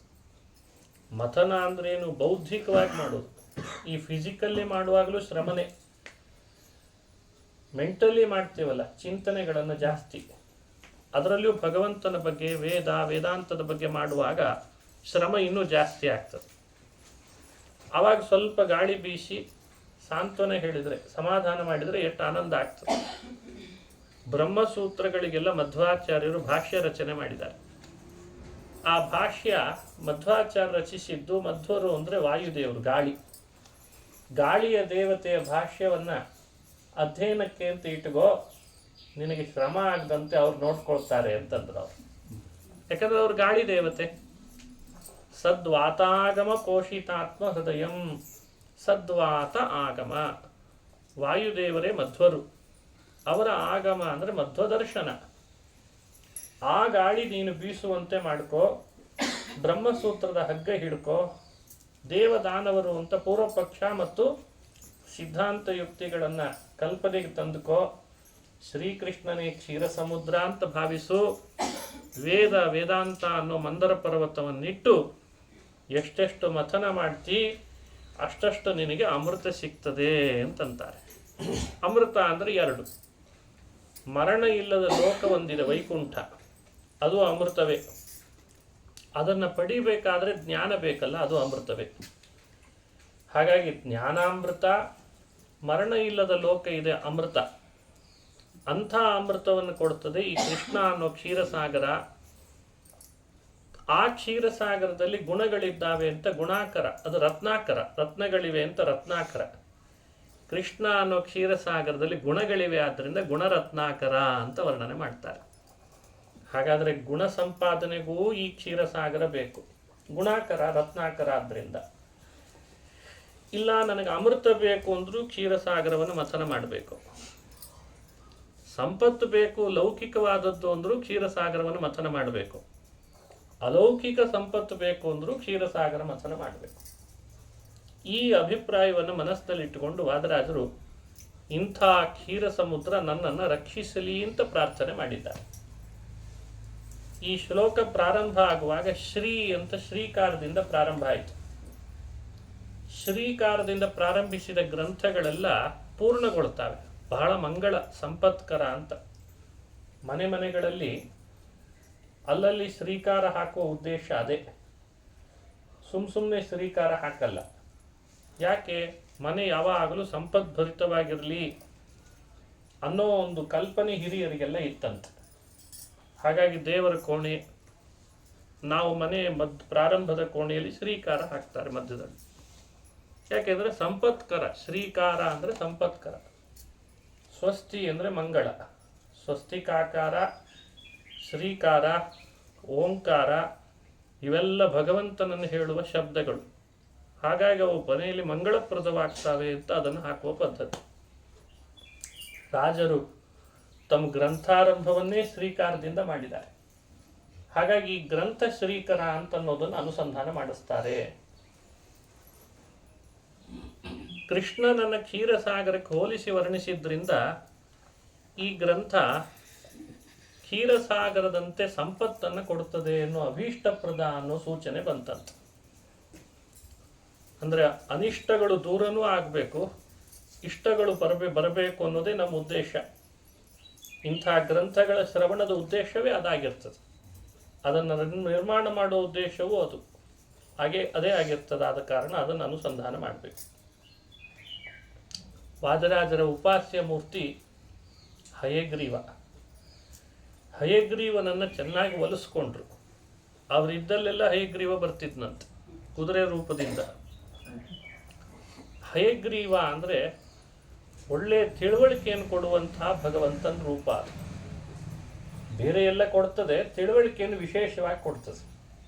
ಮನುಷ್ಯ ಇವತ್ತು ಬಹಳ ದೂರದಲ್ಲಿ ಯಾರೊಟ್ಟಿಗೂ ಸಾಗದೇ ಇರೋ ಹಾಗೆ ಆಗಲಿಕ್ಕೇನು ಕಾರಣ ಅಂದರೆ ತಿಳುವಳಿಕೆ ಇಲ್ಲದೆ ಇರೋದೇ ಕಾರಣ. ಎಷ್ಟೆಷ್ಟು ಮನುಷ್ಯನ ತಿಳುವಳಿಕೆಯ ಮಟ್ಟ ಜಾಸ್ತಿ ಆಗ್ತದೆ, ಅಷ್ಟಷ್ಟು ಅವನು ಸುಖದ ಮಟ್ಟನೂ ಜಾಸ್ತಿ ಆಗ್ತದೆ. ಅವನು ಏನಿದ್ರು ಏನಿಲ್ಲದೆ ಇದ್ರು ಸುಖವಾಗಿರೋದನ್ನು ಚೆನ್ನಾಗಿ ಕಲಿತಾನೋ. ತಿಳುವಳಿಕೆ ಮಟ್ಟ ಕಡಿಮೆ ಆದಾಗ ಅವನು ಒಂದು ಸ್ವಲ್ಪ ಹೆಚ್ಚು ಕಡಿಮೆ ಆದ ಕೂಡಲೇ ದುಃಖ ಪಡ್ಲಿಕ್ಕೆ ಪ್ರಾರಂಭ ಮಾಡ್ತಾನೆ. ಅದಕ್ಕಾಗಿ ಹಿರಿಯರೆಲ್ಲ ತಿಳುವಳಿಕೆ ಹೆಚ್ಚು ಮಾಡಿಕೊಳ್ಳ್ರಿ ಅಂತಂತಾರೆ. ರಾಜರು ಹಯಗ್ರೀವನನ್ನು ಉಪಾಸನೆ ಮಾಡಿ ತಾವತ್ತು ಜ್ಞಾನಿಗಳೇ, ಆ ಭಗವಂತನ ಅನುಗ್ರಹ ಚೆನ್ನಾಗಿ ಪಡೆದವರೇ, ನಮಗೂ ಹೇಳ್ಕೊಡ್ತಾರೆ ನೀವು ನನ್ನ ಹಾಗೆ ಆಗ್ರಿ ಅಂತ. ಹಯಗ್ರೀವನ ಉಪಾಸನೆ ಮಾಡಿ, ಹಯಗ್ರೀವನ ಸ್ತೋತ್ರ ಮಾಡಿ ಹೇಳ್ತಾರೆ. ಸಚ್ಚಾಸ್ತ್ರೋದಿತ ವರ್ತ್ಮನ. ಹಯಗ್ರೀವನ ಪ್ರತೀಕ ನಮ್ಮ ಕಲ್ಪನೆಯಲ್ಲಿ ಇರಬೇಕಂತ. ಕೈಯಲ್ಲಿ ಪುಸ್ತಕ ಧರಿಸಿದಾನೆ, ಸಚ್ಚಾಸ್ತ್ರದ ಪುಸ್ತಕ ಅಂತ. ಹಾಗೆ ಜಪಮಾಲೆಯನ್ನು ಧರಿಸಿದ್ದಾನೆ, ಜ್ಞಾನ ಮುದ್ರೆಯನ್ನು ಧರಿಸಿದ್ದಾನೆ. ಆ ಜಪಮಾಲೆಯ ಜೊತೆಗೆ ಅದು ಜಪ ಮಾಡುವಂತೆ. ಭಗವಂತನಿಗೇನು ಜಪದ ಅವಶ್ಯಕತೆ ಇಲ್ಲ, ಆದರೆ ಭಕ್ತರಿಗೆ ಹಾಗೆ ದರ್ಶನ ಕೊಡ್ತಾನಂತೆ. ತನ್ನ ಪ್ರತೀಕಗಳಲ್ಲಿ ಹಾಗೆ ಇಟ್ಕೊಂಡಿದ್ದಾನೆ. ಶಂಖ ಚಕ್ರಗಳನ್ನೂ ಧರಿಸಿದ್ದಾನೆ 12 ಭುಜಗಳಿಂದ. ಹಾಗಾಗಿ 4 ಭುಜ. ವಾದರಾಜರು ಹಯಗ್ರೀವನ ದರ್ಶನ ಮಾಡುವಾಗ 4 ಭುಜದವನಾದ ಹಯಗ್ರೀವನನ್ನು ನೋಡಿ ಹೀಗೆ ಯಾಕಿದ್ದಾನಿವನು ಅಂತ ಸ್ತೋತ್ರ ಮಾಡಿ ತಿಳಿಸ್ತಾರೆ. ಸಚ್ಚಾಸ್ತ್ರೋದಿತ ವರ್ತ್ಮನ ಪದಮಿದಂ ಧ್ಯಾಯನ್ಮದಂಕಾಂಕಿತೋ. ನಾನು ಶಂಖಚಕ್ರ ಧರಿಸಿದ್ದೇನೆ, ನನ್ನ ಬಳಿಗೆ ಬರುವಾಗ ನೀನು ಶಂಖಚಕ್ರ ಧಾರಣೆ ಮಾಡಿಕೊಂಡು ಬಾ ಅಂತ ಹೇಳ್ತಾನಂತೆ. ದಿನಾ ಶಂಖಚಕ್ರಗಳನ್ನು ಧಾರಣೆ ಮಾಡಿದರೆ ನಾನು ನಿನಗೇನು ಕೊಡ್ತೇನೆ ಅಂದರೆ, ನನ್ನ ಕೈಯಲ್ಲಿರುವಂತಹ ಸಚ್ಚಾಸ್ತ್ರದ ಪುಸ್ತಕ ಇದೆಯಲ್ಲ, ಆ ಪುಸ್ತಕದಲ್ಲಿರೋ ಜ್ಞಾನ ನಿನಗೆ ಕೊಡ್ತೇನೆ ಅಂತ ಹೇಳ್ತಾನಂತೆ.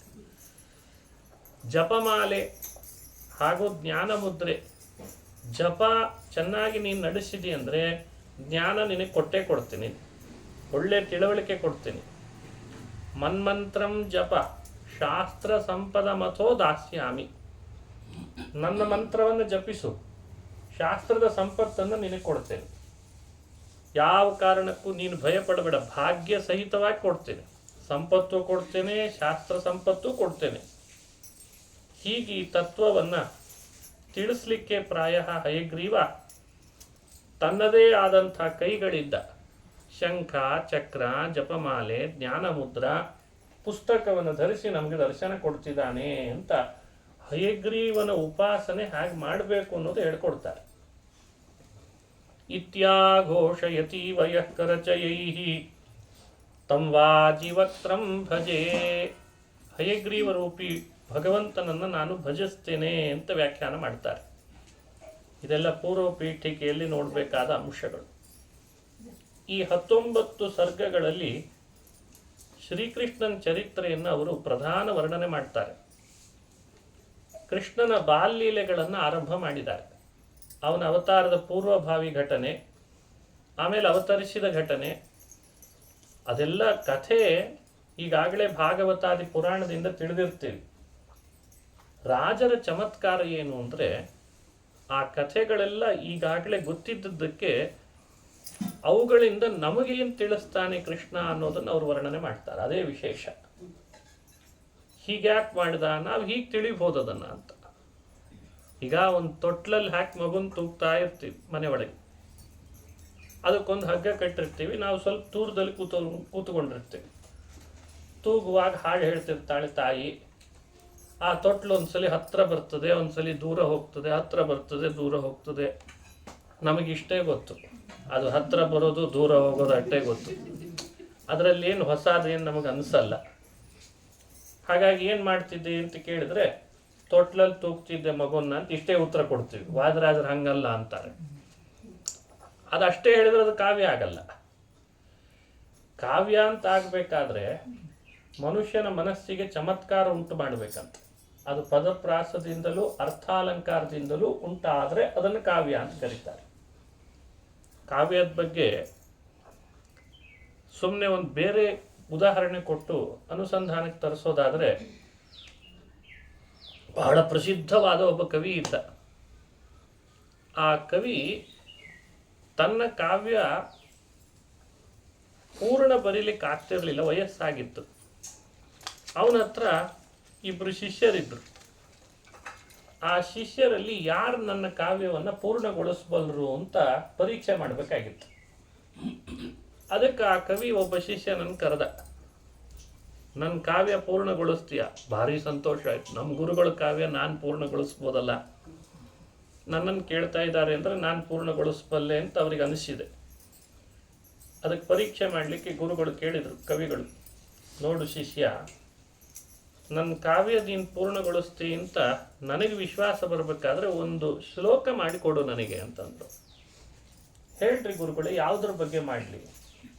ಎದುರುಗಡೆಯಲ್ಲಿ ಒಂದು ಮರ ಇತ್ತಂತೆ, ಒಣಗೋಗಿದೆ, ಎಲೆ ಇಲ್ಲ, ಹೂವಿಲ್ಲ, ಕಾಯಿಲ್ಲ. ಶಿಷ್ಯನಿಗೆ ಕೇಳಿದರು, ಈ ಮರ ಇದನ್ನು ನೀನು ವರ್ಣನೆ ಮಾಡಿ. ಒಣಗಿದೆ, ಹೂವಿಲ್ಲ, ಕಾಯಿಲ್ಲ, ಹಣ್ಣು ಬಿಟ್ಟಿಲ್ಲ, ಇಂದೋ ನಾಳೆ ಬಿದ್ದೋಗ್ತದೆ ಅಂತ ಅನಿಸುವಂಥ ಮರ ತೋರಿಸಿ ಇದನ್ನು ವರ್ಣನೆ ಮಾಡು ಅಂತ ಹೇಳಿದ್ರಂತೆ. ಈಗೇನು ಮಾಡಬೇಕು? ನಮಗೆ ಯಾರಿಗಾದ್ರೂ ಹಂಗೆ ಕೊಟ್ಟರೆ ನಾವು ಅದ್ರ ಬಗ್ಗೆ ಏನು ಪತ್ರ ಬರಿತೀವಿ ಹೇಳ್ರಿ ನೋಡು. ಅವನ ಶಿಷ್ಯ ಅವನಂದ, ಶುಷ್ಕ ಕಾಷ್ಟ ತಿಷ್ಠತ್ಯಗ್ರೆ ಅಂತ ಶುರು ಮಾಡಿದ ಸಂಸ್ಕೃತದಲ್ಲಿ. ಅದು ಅವನ ಮೊದಲನೇ ಶಿಷ್ಯ ಗುರುಗಳಿಗೆ ಹೇಳ್ತಾರೆ, ಶುಷ್ಕ ಅಂದರೆ ಒಣಗಿ ಹೋಗಿದೆ, ಕಾಷ್ಠ ಮರ, ಅಗ್ರೆ ತಿಷ್ಠತಿ ಮುಂದೆ ನಿಂತಿದೆ ಅಂತ ಹಿಂಗೆ ಶ್ಲೋಕ ಶುರು ಮಾಡಿದ. ಶುಷ್ಕ ಕಾಷ್ಟ ತಿಷ್ಠತ್ಯಗ್ರೆ ಅಂತಂದಿದ್ದಾನೆ. ಸಾಕು ಮಾಡು ಅಂತ. ಆ ಪದ ಕೇಳಿದ ಕೂಡಲೇ ಯಾಕೋ ಸ್ವಲ್ಪ ಕಿರಿಕಿರಿ ಆಗ್ತಾ ಇದೆ, ಅಡ್ಡಿ ಇಲ್ಲ, ನೀನು ಈಗ ಸ್ವಲ್ಪ ನೀನು ಇನ್ನೂ ಪ್ರಬುದ್ಧನಾಗಬೇಕು ಅಂತ ಹೇಳಿ ಅವನನ್ನು ಸಮಾಧಾನ ಮಾಡಿ ಕಳಿಸಿಬಿಟ್ರು. ಅಷ್ಟು ಸಮಸ್ಯೆ ಸರಿ ಇಲ್ಲ ಅಂತ ಅನಿಸಿದ್ರೆ ಇಷ್ಟೇ ಹೇಳ್ತಾರೆ ಮತ್ತು ಗುರುಗಳು. ಇನ್ನೊಬ್ಬ ಶಿಷ್ಯನನ್ನು ಕರೆಸಿದ್ರು, ನೀನು ಬಾ. ಅವನಿಗೂ ಇದನ್ನೇ ಹೇಳಿದರು, ನೋಡಿ ಅಲ್ಲೊಂದು ಮರ ಇದೆ, ಅದನ್ನು ವರ್ಣನೆ ಮಾಡಿ. ಅವನು ಹೇಳ್ದ, ನೀರಸ ತರುವರ ವಿಲಸತಿ ಪುರತಃ ಅಂತ ಪ್ರಾರಂಭ ಮಾಡಿದ್ನಂತ. ವ್ಯತ್ಯಾಸ ಏನು ಅಂತ ಮನುಷ್ಯ ಅನುಭವಿಸ್ಬೇಕು, ಕಾವ್ಯ ಆಸ್ವಾದನೆ ಮಾಡೋ ಕ್ರಮ. ನೀರಸ ತರುವರ ಅಂದರೆ ಒಂದು ಮರ, ಅದು ಒಣಗಿದೆ ಅಂತ ಹೇಳೋದಕ್ಕೆ ಶುಷ್ಕ ಶಬ್ದ ಇದ್ರೂ ನೀರಸ ಅನ್ನೋ ಶಬ್ದ ಎಷ್ಟು ಮನುಷ್ಯನಿಗೆ ಅರ್ಥಗರ್ಭಿತ. ಅಂದ್ರೆ ಅಲ್ಲಿ ಅದ್ರ ಏನು ರಸ ಇಲ್ಲ, ಇದೇ ವ್ಯತ್ಯಾಸ. ನೀರಸ ತರುವರ ವಿಲಸತಿ ಪುರತಃ ಅಂತ ಪ್ರಾರಂಭ ಮಾಡಿದ ಅವನು. ಗುರುಗಳು ಹೇಳಿದ್ರಂತೆ ಶಿಷ್ಯನಿಗೆ, ನೀನು ನನ್ನ ಕಾವ್ಯವನ್ನು ಪೂರ್ಣಗೊಳಿಸು ಅಂತ ಅರ್ಥ ಕೊಟ್ರಂತೆ. ಅವನು ಆಮೇಲೆ ಅದನ್ನು ಕಾವ್ಯ ಪೂರ್ಣಗೊಳಿಸೋದು, ಅದು ಗದ್ಯ ಕಾದಂಬರಿ. ಹೀಗೆ ಕಾವ್ಯಾಸ್ವಾದನ ತತ್ಪರರಾದಾಗ ಆ ಕಾವ್ಯಗಳಲ್ಲಿ ಹೇಗಿರಬೇಕು ರಸ ಅಂತನ್ಲಿಕ್ಕೆ ಅನುಸಂಧಾನಕ್ಕೆ ನಿಮ್ಮ ಮುಂದೆ ಹೇಳಿದೆ. ರಾಜರ ಕಾವ್ಯದಲ್ಲೂ ಪ್ರತಿ ಕೃಷ್ಣನ ಚರಿತ್ರೆ ಎಲ್ಲ ಈಗಾಗಲೇ ಗೊತ್ತಿದ್ದವರಿಗೆ ಅವರು ಆ ಚರಿತ್ರೆಗಳಲ್ಲೇ ಒಂದು ಮಹತ್ವವನ್ನು ನಮಗೆ ಆಸ್ವಾದನೆ ಮಾಡಿಸ್ಲಿಕ್ಕೆ ಕೊಡ್ತಾರೆ. ಸ್ವಲ್ಪ ಗ್ಯಾಪ್ ನಮಗೋಸ್ಕರ ಬಿಟ್ಟಿರ್ತಾರೆ, ಸ್ವಲ್ಪ ಗ್ಯಾಪ್ ಇಡಬೇಕು. ಸಂಗೀತವನ್ನು ಹಾಡಿದಾಗಲೂ ಗ್ಯಾಪ್ ಇಡಬೇಕಾಗ್ತದೆ ಸ್ವಲ್ಪ. ಹಾಗೆ ಕಾವ್ಯ ರಚನೆ ಮಾಡಿದಾಗ ಸ್ವಲ್ಪ ಅವಕಾಶ ನಮಗೆ ತಲೆ ಖರ್ಚು ಮಾಡಲಿಕ್ಕೂ ಬಿಡ್ತಾರೆ. ಎಲ್ಲ ಅವರೇ ಹೇಳಿದ್ರೆ ಅದು ಕಾವ್ಯ ಅಲ್ಲ. ಮತ್ತೆ ಹೇಳದೆ ಬಿಟ್ಟದ್ದು ನಮ್ಮ ಮನಸ್ಸಿಗೆ ಹೊಳಿತದಲ್ಲ, ಆ ಶಬ್ದದಿಂದ ಅದು ಕಾವ್ಯ ಆಗಿಬಿಡ್ತದೆ. ಅದನ್ನು ಧ್ವನಿ ಇತ್ಯಾದಿ ಶಬ್ದದಿಂದ ಕರೀತಾರೆ. ಹಾಗಾಗಿ ಕೃಷ್ಣನ ಕಥೆಯೆಲ್ಲ ನಾವು ಮೊದಲು ಕಣ್ಣು ಮುಂದೆ ತಂದುಕೊಂಡು ರಾಜರ ಕಾವ್ಯದ ಒಳಗೆ ಪ್ರವೇಶ ಮಾಡಬೇಕು. ಮೊದಲಿಂದ ಒಂದೊಂದು ಅಂಶಗಳಲ್ಲಿ ಬಾಲ್ಯಲೀಲೆಗಳನ್ನು ಹೇಳ್ತಾ ಕೃಷ್ಣಾವತಾರ ಯಾಕಾಯಿತು ಅನ್ಲಿಕ್ಕೆ ಒಂದು ಮಾತಂತಾರೆ. ಭೂಮಿಯಲ್ಲಿ ಬಹಳ ಭಾರಭೂತರಾದ ರಾಕ್ಷಸರಿದ್ದರು, ಅವರನ್ನೆಲ್ಲ ಸಂಹಾರ ಮಾಡಬೇಕಿತ್ತು, ಕೃಷ್ಣನಾಗಿ ಅವತಾರ ಮಾಡು ಅಂತ ಪ್ರಾರ್ಥನೆ ಮಾಡಿದ್ಲು ಭೂಮಿ ಬ್ರಹ್ಮ ಅಂತ ಕಥೆ ಇದೆ. ವಾದರಾಜರು ಏನು ಮಾಡ್ತಾರೆ, ಈ ಭೂಭಾರ ಅಂದ್ರೆ ಏನು, ಯಾಕೆ ಅವಳಿಗಷ್ಟು ಭೂಮಿಗೆ ಭಾರ ಆಯಿತು ಅಂತ ಒಂದು ಕಲ್ಪನೆ, ಅದು ಕಾವ್ಯಮಯವಾಗಿ ಹೇಳಬೇಕಲ್ಲ. ಆ ಕಾವ್ಯಮಯವಾಗಿ ಹೇಳಲಿಕ್ಕೆ ಒಂದು ಮಾತಂತಾರೆ ಅವರು. ಅಸಂಖ್ಯ ಪಾಪಾಚಲ ಕೋಟಿ ಭಾಜಾಂ ದಿತೆ ಸುತಾನಾಂ ವಶಮಾಗತೇಯಂ ಅಸಹ್ಯ ಭಾರಾರ್ದಿತ ಸರ್ವಗಾತ್ರೀ ಜಗಾಮಧಾತ್ರೀ ಶರಣಂ ವಿರಿಂಚಂ. ಇದು ಅವರ ಶ್ಲೋಕ. ಭೂಮಿಗೆ ಭಾರ ಆದದ್ದರ ಬಗ್ಗೆ ಅವರು ಹೇಳ್ತಾರೆ. ಅಸಹ್ಯ ಭಾರಾರ್ಜಿತ ಸರ್ವಗಾತ್ರಿ. ಧಾತ್ರಿ ಅಂದರೆ ಭೂದೇವಿ. ಅವಳಿಗೆ ಒಂದು ಹಂತದ ತನಕ ಭಾರ ತಡೆದುಕೊಳ್ಳಿಕ್ಕಾಗಿರ್ತದೆ.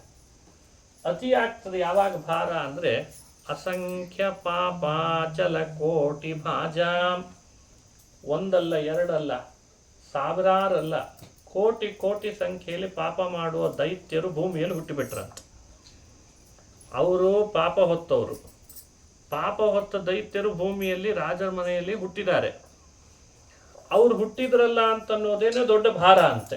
ಆ ಭಾರ ಭೂಮಿಗಾದದ್ದಕ್ಕೆ ಅವಳು ಅಸಹ್ಯ ಭಾರಾರ್ಧಿತ ಸರ್ವಗಾತ್ರಿ. ಎಲ್ಲಿ ನೋಡ್ತೀರ ಅವರೇ ಹುಟ್ಟಿದ್ದಾರೆ. ಹಾಗಾಗಿ ಅಸುರರ ಭಾರ ಹೆಚ್ಚಾಯಿತು ಅಂಥೇಳಿ ಭೂದೇವಿ ಭಗವಂತನನ್ನ ಶರಣು ಬಂದ್ಲು ಅಂತ ಒಂದು ತಿಳುವಳಿಕೆ ಕೊಡ್ತಾರೆ. ಒಂದೇ ವಿಷಯದ ಬಗ್ಗೆ ಇಷ್ಟು ತಿಳುವಳಿಕೆ ಅವ್ರು ಕೊಡೋದು.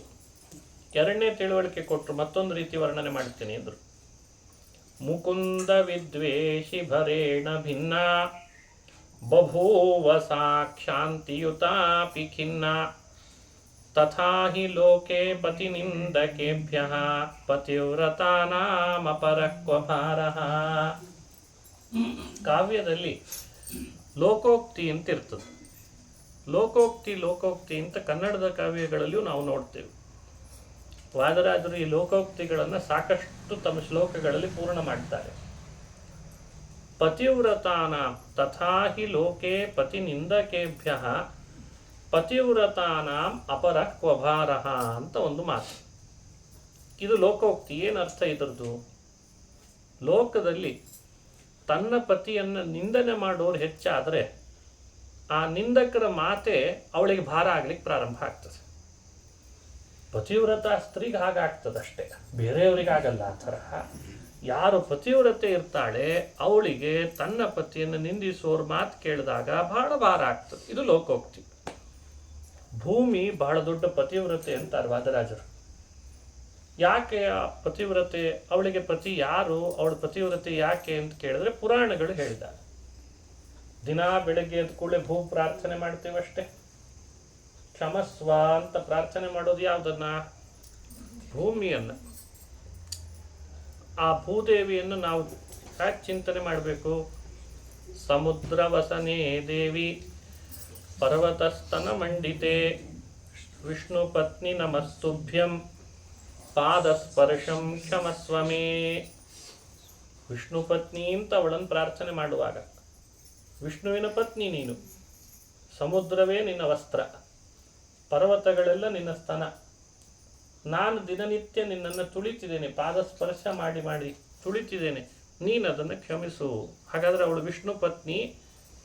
ಆ ತಿಳುವಳಿಕೆ ನಮಗೆ ಮೊದಲೇ ಇರಬೇಕು. ಅವಳು ಪತಿವ್ರತೆ. ಭೂಮಿಯಲ್ಲಿ ಪಾಪ ಮಾಡುವ ಅಸುರರು ಹುಟ್ಟಿ ವಿಷ್ಣು ದ್ವೇಷ ಮಾಡಲಿಕ್ಕೆ ಪ್ರಾರಂಭ ಮಾಡಿದರು.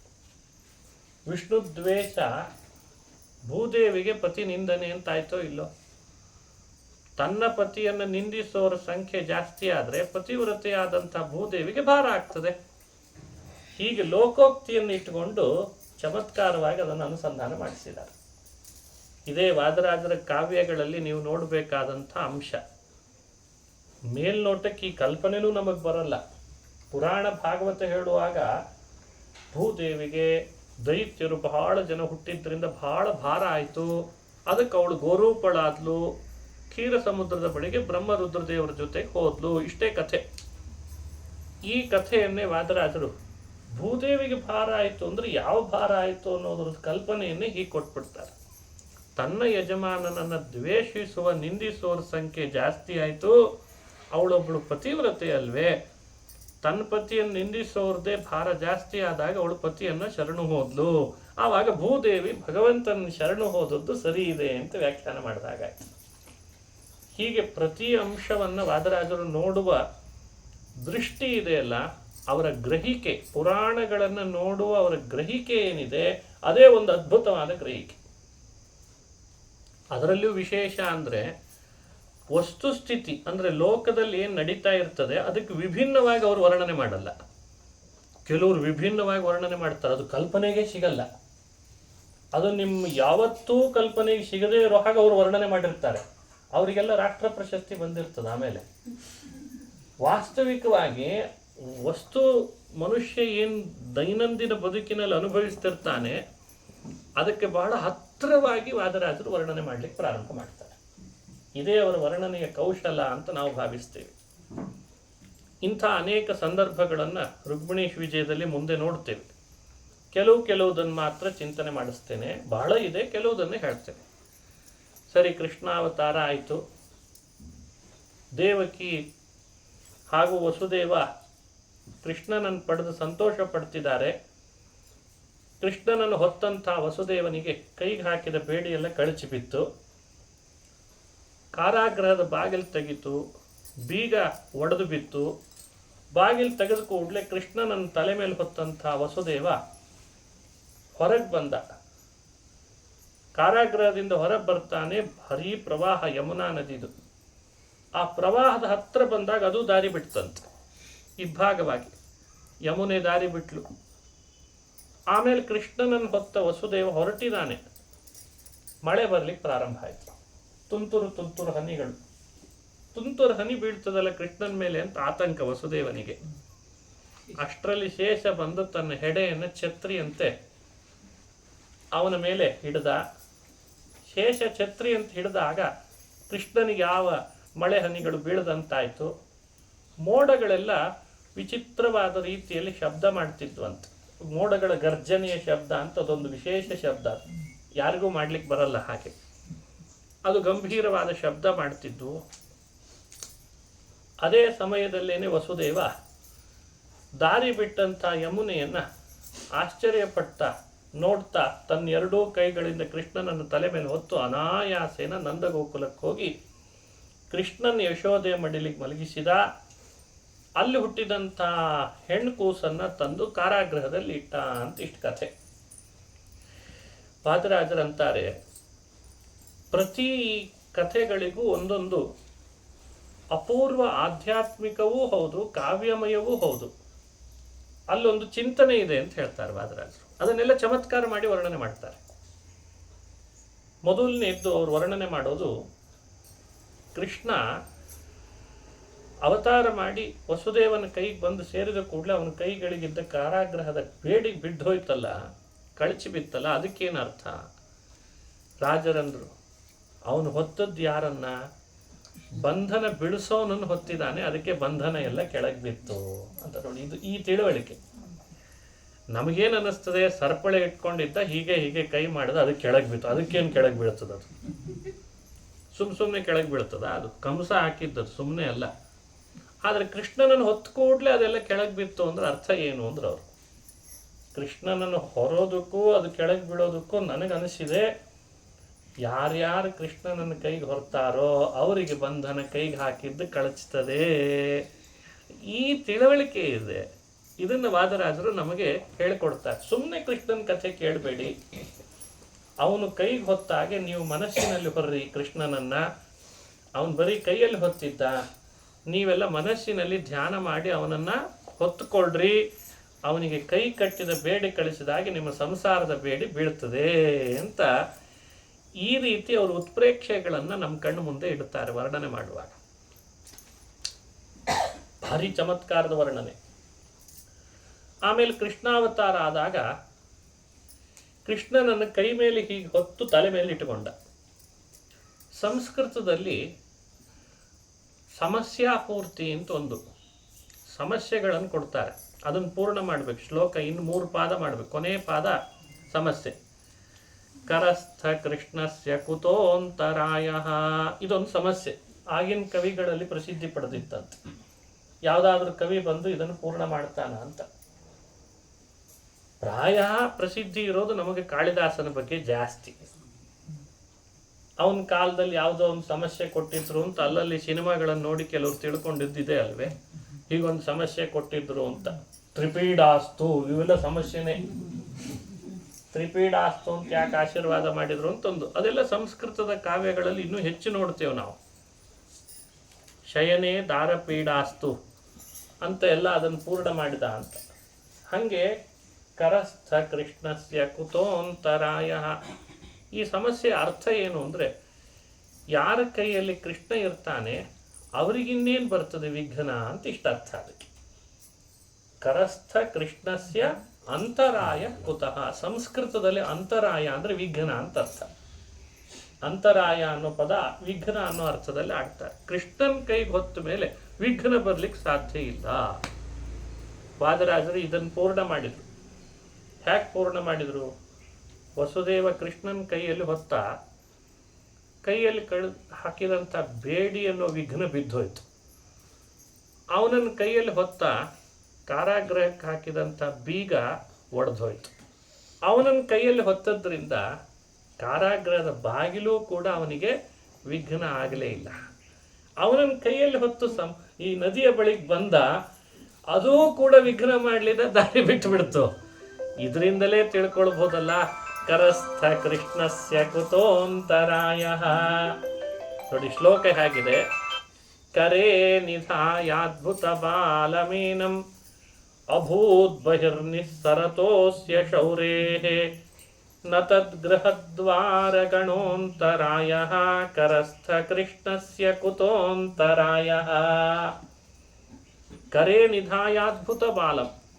ಅದ್ಭುತನಾದ ಈ ಕೃಷ್ಣ, ಈ ಬಾಲ, ಇವನನ್ನು ಕೈಯಲ್ಲಿ ಹಿಡಿದುಕೊಂಡು ಕಾರಾಗೃಹದಿಂದ ಹೊರಹೊಮ್ಮಲು ಇಚ್ಛಿಸಿದ ವಸುದೇವನಿಗೆ ಯಾವ ಒಂದು ಅಂತರವೂ ಬರಲಿಲ್ಲ ವಿಘ್ನ. ನನಗಾಗಲೇ ಈ ಸಮಸ್ಯೆ ಪೂರ್ತಿ ಆಯಿತು ಅಂತ ಕರಸ್ಥ ಕೃಷ್ಣಸ್ಯ ಕುತೋಂತರಾಯ.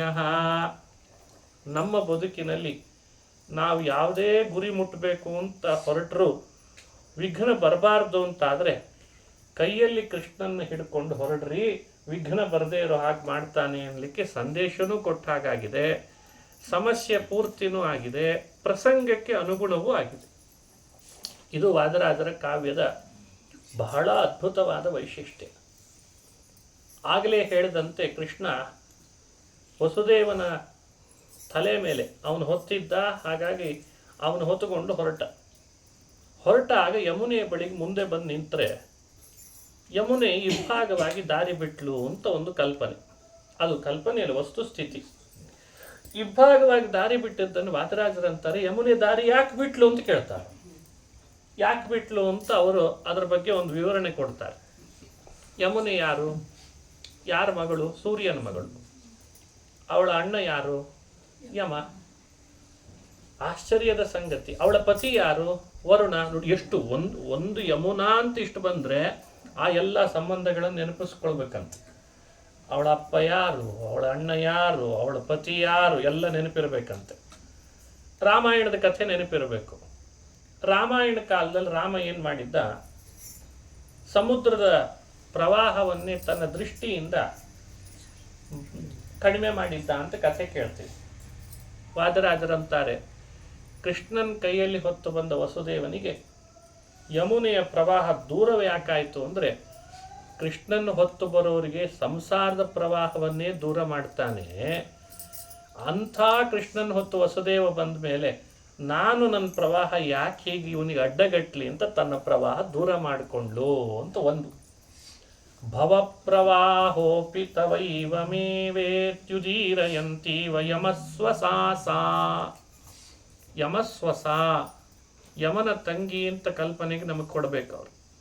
ಯಮನ ತಂಗಿ ಅಂತ ಅನಿಸಿ ಕೃಷ್ಣನನ್ನು ಹೊತ್ತು ಬಂದ ವಸುದೇವನಿಗೆ ತಾನು ದಾರಿ ಯಾಕೆ ಬಿಡ್ತಾಳೆ ಅಂದರೆ ಕರಸ್ಥ ಕೃಷ್ಣಾಯದಿ ದೇಶ ದೂರೇ ಪ್ರವಾಹಮಾದಾಯ ಪದಾರ್ಹ ಪದ್ಯ.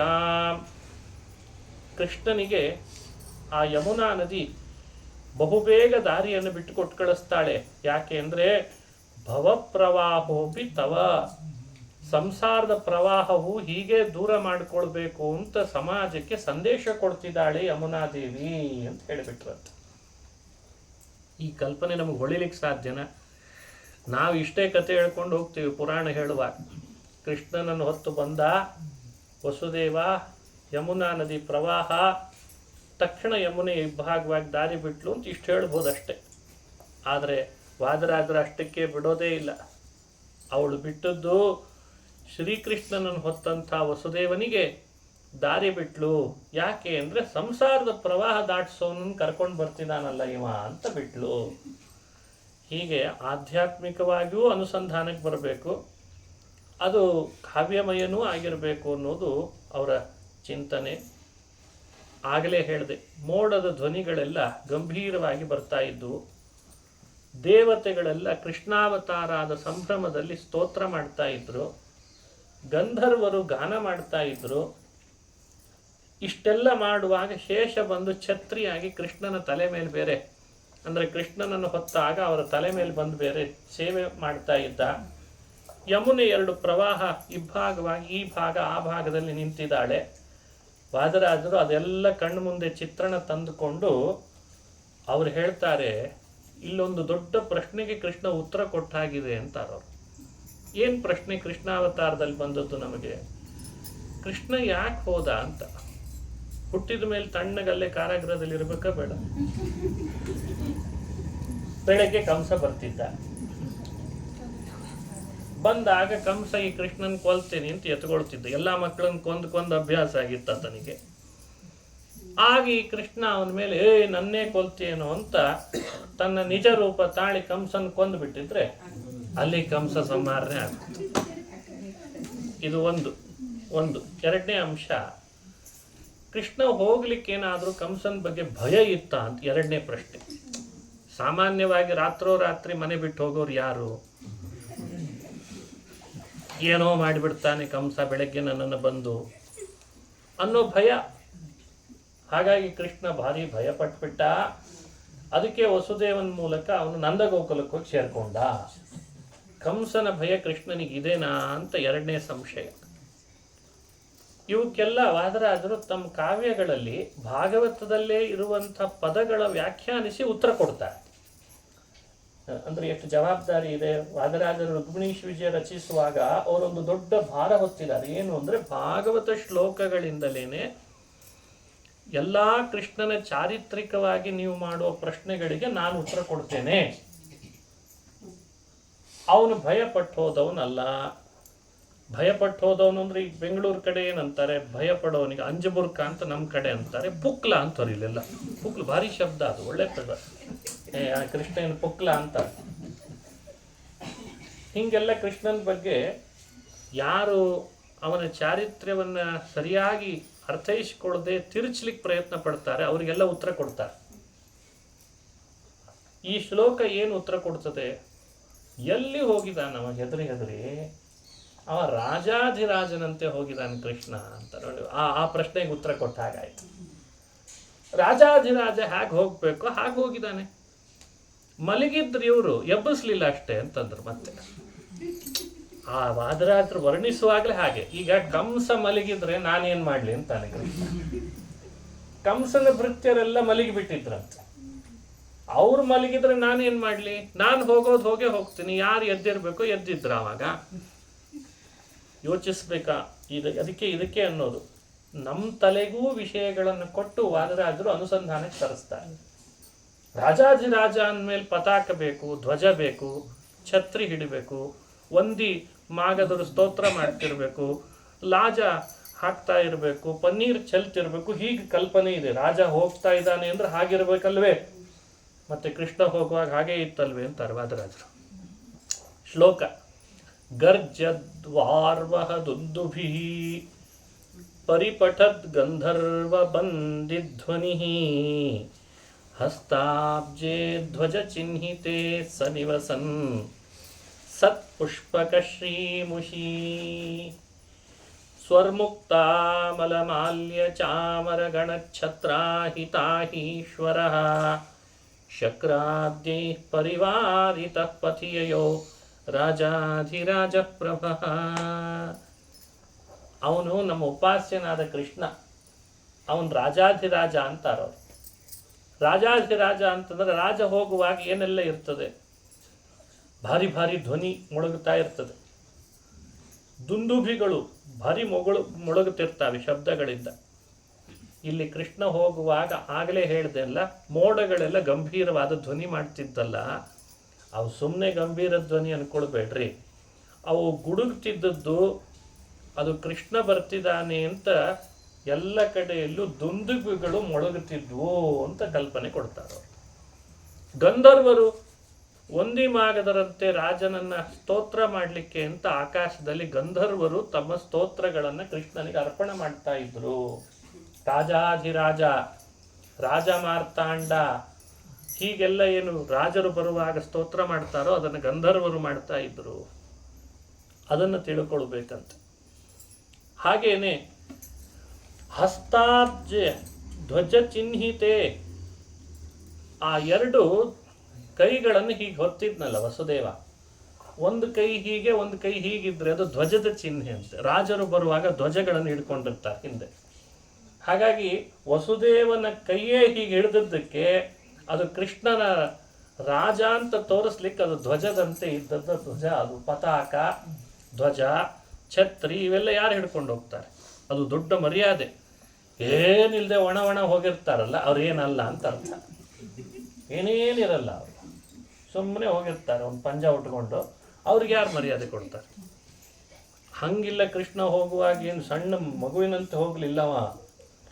ಧ್ವಜ ಚಿಹ್ನಿತೆ ಸತ್ಪುಷ್ಪಕ ಶ್ರೀಮುಷಿ, ಆ ಹಿಡ್ಕೊಂಡಿದ್ನಲ್ಲ ಕೈಯಲ್ಲಿ, ಆ ಕಮಲದಂತೆ ಇರುವಂತಹ ಅಪೂರ್ವವಾದ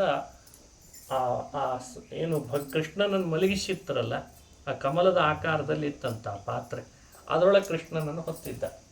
ಹಾಗಾಗಿ ಧ್ವಜ ಇದೆ, ಪತಾಕ ಇದೆ. ಇನ್ನು ಸೇವೆ ಮಾಡಲಿಕ್ಕೆ ಅಂತ ಹಿಂದೆ ಯಾರು ಬಂದು ನಿಂತಿದ್ದ? ಛತ್ರಿ ಅಂತೆ ಶೇಷ ಬಂದಿದ್ದ. ಸ್ವರ್ಮುಕ್ತಾಮರ ಮಾಲ್ಯ ಚಾಮರ, ದೇವಾನುದೇವತೆಗಳು ದೇವಲೋಕದಿಂದ ಬಹಳಷ್ಟು ಹೂಗಳ ರಾಶಿಯನ್ನು ಇವನ ಮೇಲೆ ಚೆಲ್ಲಿ, ಭಗವಂತ ಹೂಗಳ ರಾಶಿಯಲ್ಲೇ ಇದ್ದಂತ. ಆವಾಗ ದೇವಲೋಕದಿಂದ ಬಿದ್ದದ್ದು ಛತ್ರಿಯಾಗಿ ಶೇಷ, ದೇವಲೋಕದ ಮಾಲೆ ಹೂಗಳು, ಇಂದ್ರಾದಿ ದೇವತೆಗಳ ಆಕಾಶದಲ್ಲಿ ಬಂದಿದ್ದಾರೆ ಕೃಷ್ಣಾವತಾರದ ಸಂಭ್ರಮ ನೋಡಲಿಕ್ಕೆ ಅಂತ, ಅವನ ದರ್ಶನ ಮಾಡಲಿಕ್ಕೆ. ರಸ್ತೆ ಉದ್ದಕ್ಕೂ ಅಂತಂದಾಗ ಅಲ್ಲಿ ಯಮುನಾ ನದಿ ಸುತ್ತಲೂ ಅವಳೇ ಇಬ್ಬಾಗವಾಗಿ ದಾರಿ ಬಿಟ್ಟಿದ್ದಾಳೆ. ಈ ಥರ ಯಾರು ಹೋಗ್ತಾರೆ ಸಮಾಜದೊಳಗೆ? ಒಬ್ಬ ಪ್ರಧಾನಮಂತ್ರಿ ಹೋಗ್ತಾನೆ ಅಂದರೆ ಸುತ್ತಲೂ ಹೇಗೆ ನಿಲ್ಲಿಸಿ ಯಾರು ಬರದೇವರು ಹಾಗೆ ಮಾಡಿರ್ತಾರೆ. ಶ್ರೀಕೃಷ್ಣ ಹೋಗುವಾಗ ಹೀಗೆ ಹೋಗಿದಾನಾದ ಕಾರಣ ಅವನು ಭಯದಿಂದ, ಕಂಸನ ಭಯದಿಂದ ನಂದ ಗೋಕುಲಕ್ಕೆ ಹೋದ ಅನ್ನೋ ಪ್ರಶ್ನೆಗೆ ಉತ್ತರ ಸಿಕ್ಕಿದೆ ಅಂತಂದ್ರು ಅವರು. ಇದೆಲ್ಲ ವಾದರಾಜರ ಚಮತ್ಕಾರ. ಹಾಗಾಗಿ ಯಾರು ಕೂಡ ಅಪ್ಪಿ ತಪ್ಪಿ ಕೃಷ್ಣ ಕಂಸನ್ ಭಯಕ್ಕೆ ಹೋಗ್ಬಿಟ್ಟ ಅಂತ ಭಾವಿಸಬೇಡಿ ಅಂತ ವ್ಯಾಖ್ಯಾನ ಮಾಡ್ತಾರೆ. ಈ ರೀತಿ ಕೃಷ್ಣಾವತಾರದ ಸಂಭ್ರಮ. ಇನ್ನು ರುಕ್ಮಿಣೀಶ್ ವಿಜಯದ ಮುಂದಿನ ಭಾಗದಲ್ಲಿ 2ನೇ ಸರ್ಗಗಳಲ್ಲಿ ಯಶೋದೆಯ ಸ್ತನ್ಯಪಾನ ಮಾಡಿದ. ಎಷ್ಟು ಸ್ತನ್ಯಪಾನ ಮಾಡ್ತಿದ್ದ ಕೃಷ್ಣ, ಬಹಳ ಮಾಡಿದ್ದಂತೆ. ಅಷ್ಟೇ ಯಾಕೆ ಮಾಡಿದ? ಮಕ್ಕಳು ಅಂದಮೇಲೆ ಹಾಲು ಕುಡಿತಾವೆ, ಬೇಡ ಅಂದಷ್ಟು ಕುಡಿತಾರೆ.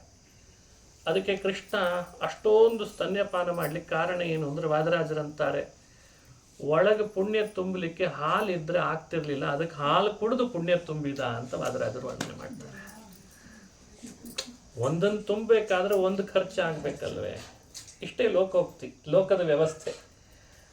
ಅಗಣ್ಯ ಪುಣ್ಯಾನಿ ಸ್ಥಿರೀಹಿ ಕರ್ತುಂ, ಅಗಣ್ಯ ಪುಣ್ಯವನ್ನ ಯಶೋದೆ ಹೃದಯದಲ್ಲಿ ತುಂಬಬೇಕಾಗಿತ್ತು.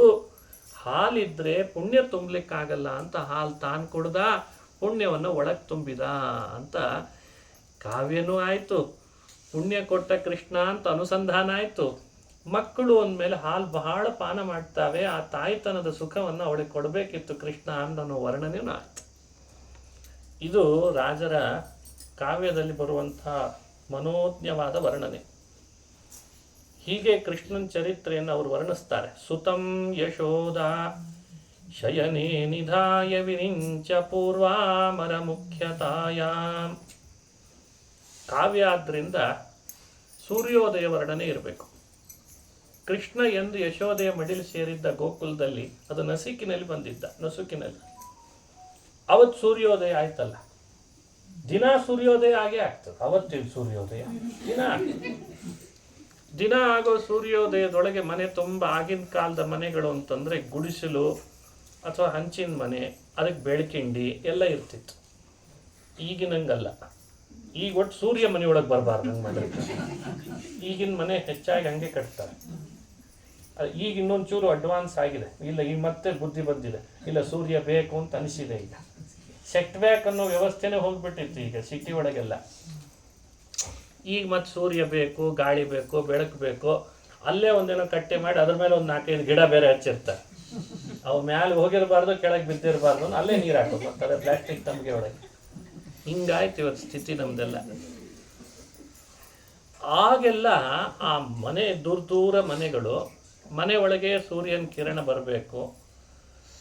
ಇದನ್ನೆಲ್ಲ ರಾಜರು ಕಲ್ಪನೆಗೆ ತಂದ್ಕೊಂಡು ಗೋಕುಲದಲ್ಲಿ ಆ ಕೃಷ್ಣನ ಮನೆ, ಅವನು ಮಂಚದ ಮೇಲೆ ಮಲಗಿದ್ದ, ಸೂರ್ಯ ಉದಯಾಚಲದಿಂದ ಮೇಲೆ ಬಂದ, ಕಿರಣಗಳನ್ನೆಲ್ಲ ಬೀಸಿದ, ಕಮಲಗಳನ್ನು ಅರಳಿಸಿದ. ಸೂರ್ಯನ ಕಿರಣ ಮನೆಗೆ ಬೀಸಿದ್ರಿಂದ ಎಲ್ರಿಗೆ ಎಚ್ಚರಿಕೆ ಆಯಿತು, ಸೂರ್ಯೋದಯ ಆಗಿದೆ, ಇನ್ನು ನಮ್ಮ ಕೆಲಸದಲ್ಲಿ ತೊಡಗಬೇಕು ಅಂತ ಎಲ್ಲರೂ ಎದ್ರು. ಇದನ್ನೆಲ್ಲ ತಲೆಯಲ್ಲಿ ತಂದುಕೊಂಡು ಒಂದು ಶ್ಲೋಕದಲ್ಲಿ ವಾದರಾಜರು ಹೇಳ್ತಾರೆ, ಅವತ್ತಿನ ಆ ಸೂರ್ಯೋದಯ ನೋಡಿದರೆ ನನಗೇನು ಅನ್ನಿಸ್ತದೆ ಅಂದರೆ, ಕೃಷ್ಣ ಬಂದಿದ್ದಾನೆ ನಿಮ್ಮ ಊರಿಗೆ, ನಿಮ್ಮ ಮನೆಯೊಳಗೆ ಪೂಜೆ ಮಾಡಲಿಕ್ಕೆ ಎಲ್ಲರೂ ಬರ್ರಿ ಅಂತ ಹೇಳಲಿಕ್ಕೆ ಸೂರ್ಯೋದಯ ಆದಾಗಿತ್ತು ಅಂತ ವರ್ಣನೆ ಮಾಡ್ತಾರೆ. ಯಾರಿಗೆ ಈ ಕಲ್ಪನೆ ಬರ್ಲಿಕ್ಕೆ ಸಾಧ್ಯ? ನೋಡಿ, ಆ ಶ್ಲೋಕ ಹೇಗಿದೆ. ಕೃಷ್ಣನ ಪೂಜೆ ಮಾಡ್ಲಿಕ್ಕೆ ಬರೋರು ಹೇಗೆ ಬರಬೇಕು? ಪೂಜೆ ಮಾಡಬೇಕಾದ್ರೆ ಮೊದಲು ಚೆನ್ನಾಗಿ ಸ್ನಾನ ಮಾಡಿ, ಪರಿಶುದ್ಧವಾದ ವಸ್ತ್ರವನ್ನು ತೊಟ್ಟು, ಒಳ್ಳೆ ಪೀಠದಲ್ಲಿ ಕೂತ್ಕೊಂಡು ಕೃಷ್ಣನ ಬಗ್ಗೆನೇ ಸ್ಮರಣೆ ಮಾಡ್ತಾ ಆಚಮನ ಮಾಡಿ ಅವನ ಪೂಜೆ ಮಾಡಬೇಕು. ಉದಯಾಚಲದ ಮೇಲೆ ಸೂರ್ಯ ಬಂದು ನಿಂತಿದ್ದ, ಸಮುದ್ರದಿಂದ ಮೇಲೆ ಬಂದಿದ್ದಾನೆ. ಅದಕ್ಕೆ ವಾದರಾಜರಂದ್ರು, ಸಮುದ್ರದಿಂದ ಯಾಕೆ ಬಂದ ಅಂದ್ರೆ ಸ್ನಾನ ಮಾಡಿ ಬಂದ. ಅವರಿಗೆ ಆ ಸಮುದ್ರದ ಮುಂದೆ ಸನ್ಸೆಟ್ ಅಂತ ನೋಡ್ತೇವಲ್ಲ, ಅಲ್ಲಿ ಹಾಗೆ ಸಮುದ್ರದಿಂದ ಸೂರ್ಯ ಮೇಲೆ ಬರ್ತಿದ್ದಾನೆ ಅಂದರೆ ವಾದರಾಜರಂತಾರೆ, ಮುಂದೆ ಕೃಷ್ಣನ್ ಪೂಜೆ ಮಾಡಬೇಕಲ್ಲ, ಮಡಿಯಾಗಿ ಬರಬೇಕು ಅಂತ ಸಮುದ್ರ ಸ್ನಾನ ಮಾಡಿ ಬಂದ ಅಂದ್ರು ಅವ್ರು.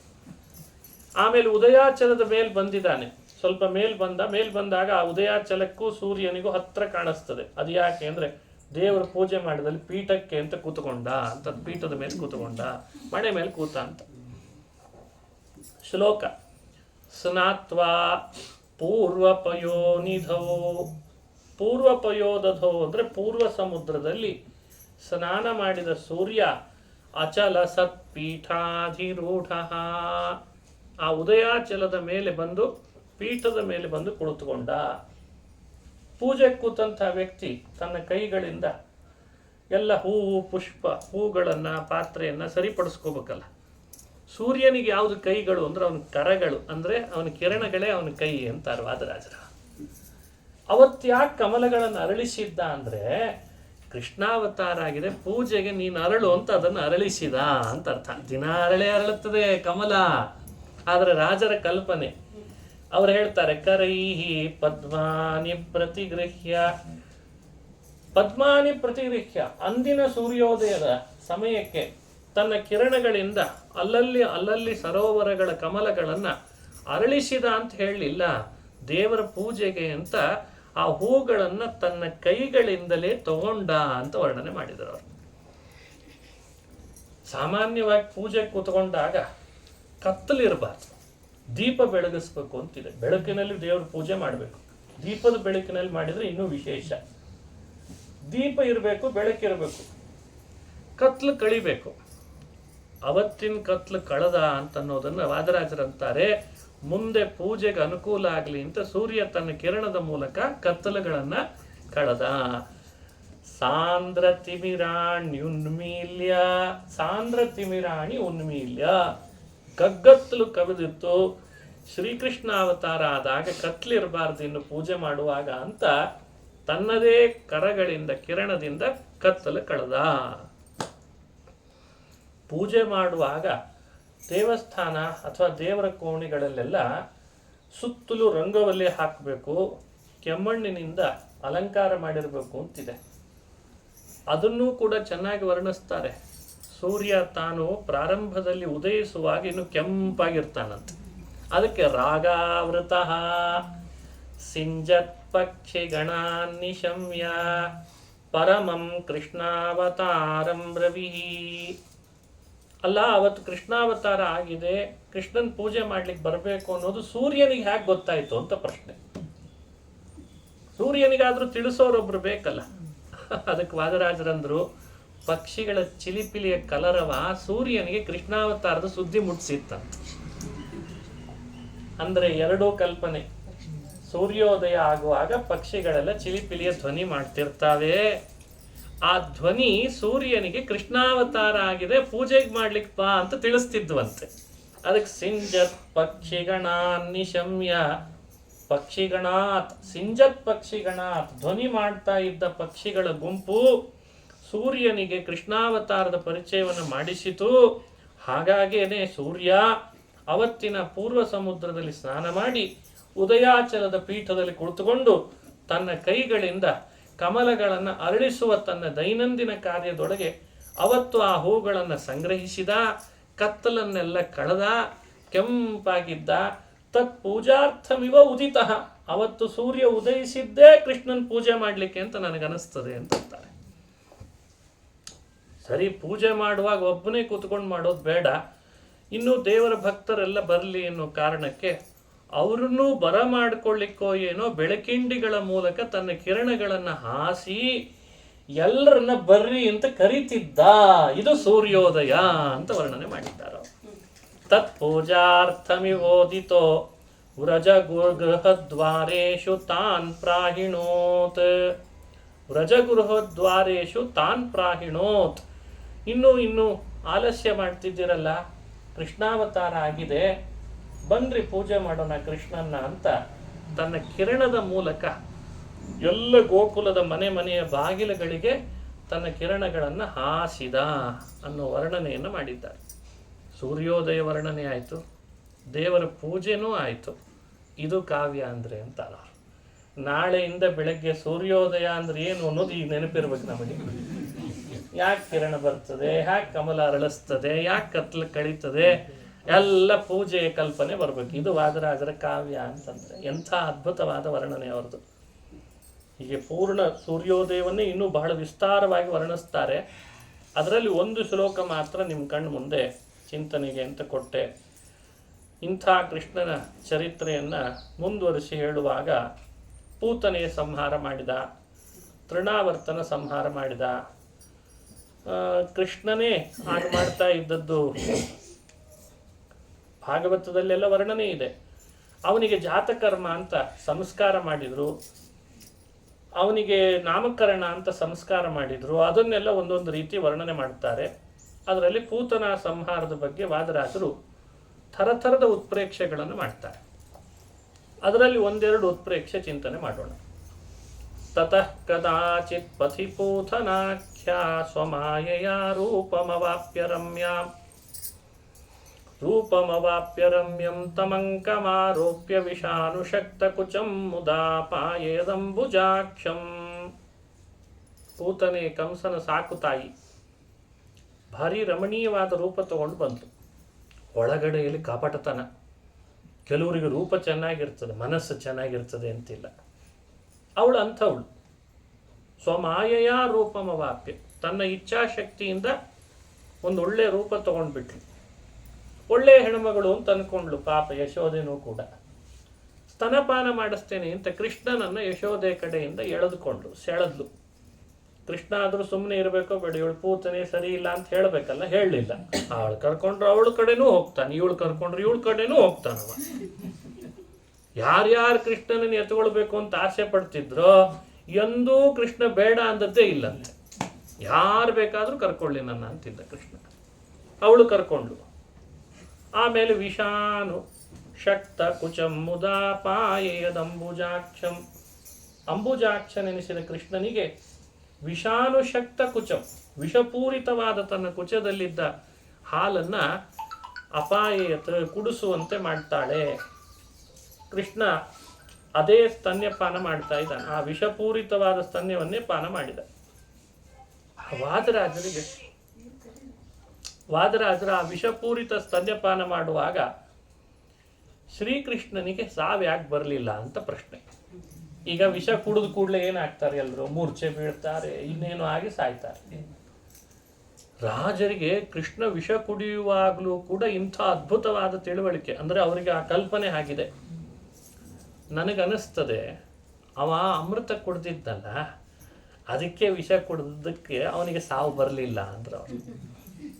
ಇದೇನಿದು ಆಶ್ಚರ್ಯ? ಅವ ಯಾವಾಗ ಅಮೃತ ಕುಡ್ದ? ಅಮೃತ ಕುಡಿಸಿದ ಅವ. ಈಗ ಮೋಹಿನಿಯಾಗಿ ಆ ಅಮೃತದ ಕಲಶವನ್ನು ತಾನೇ ತಗೊಂಡು ದೇವತೆಗಳಿಗೆ ಕುಡಿಸಿದ ಅಂತ. ಆದರೆ ರಾಜರ ಶೃಂಗಾರ ವರ್ಣನೆ ಮಾಡ್ತಾರೆ. ಏನು ಶೃಂಗಾರ? ರಮಾಧರೋಷ್ಟಾಮೃತ ಪಾನಜಾತ ಮಹಾನುಭಾವೇನ ನಪೂತನಾಯಾಹ ಉರೋಜ ಸಂಜ್ಞಾರ್ತಿ ಕರೋ ಗರೋಸೋ ಬಭೂವ ಬಾಲಸ್ಯ ಬಲಾನುಜಸ್ಯ. ಇದು ರಾಜರ ಶ್ಲೋಕ. ಅವರಂತಾರೆ, ಪೂತನಾಯಾಹ ಉರೋಜ ಸಂಜ್ಞಾರ್ತಿ ಕರೋ ಗರಹ ಅಸೌ ನ ಬಭೂವ, ಗರಹ ನ ಬಭೂವ.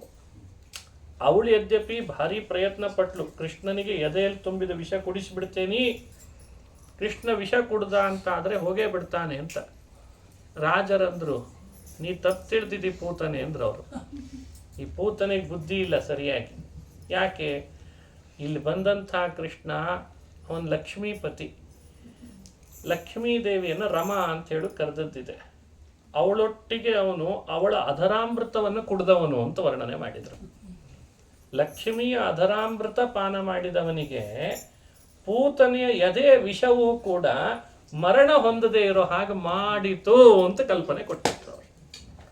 ಒಂದೆಡೆಯಿಂದ ಶೃಂಗಾರ ರಸ ವರ್ಣನೆ ಆಯಿತು, ಅಧರಾಮೃತ ಪಾನ ಅಂತ ಹೇಳಿದ್ರಿಂದ. ವಿಷ ಕುಡಿದ್ರು ಕೃಷ್ಣ ಸಾಯಲಿಲ್ಲ ಯಾಕೆ ಅಂತ ಅನ್ನೋದಕ್ಕೆ ಕಾರಣನೂ ಕೊಟ್ಟಾಗಾಯ್ತು. ಇದೇ ಕಾವ್ಯ ಅಂತ ಕರೀತಾರೆ.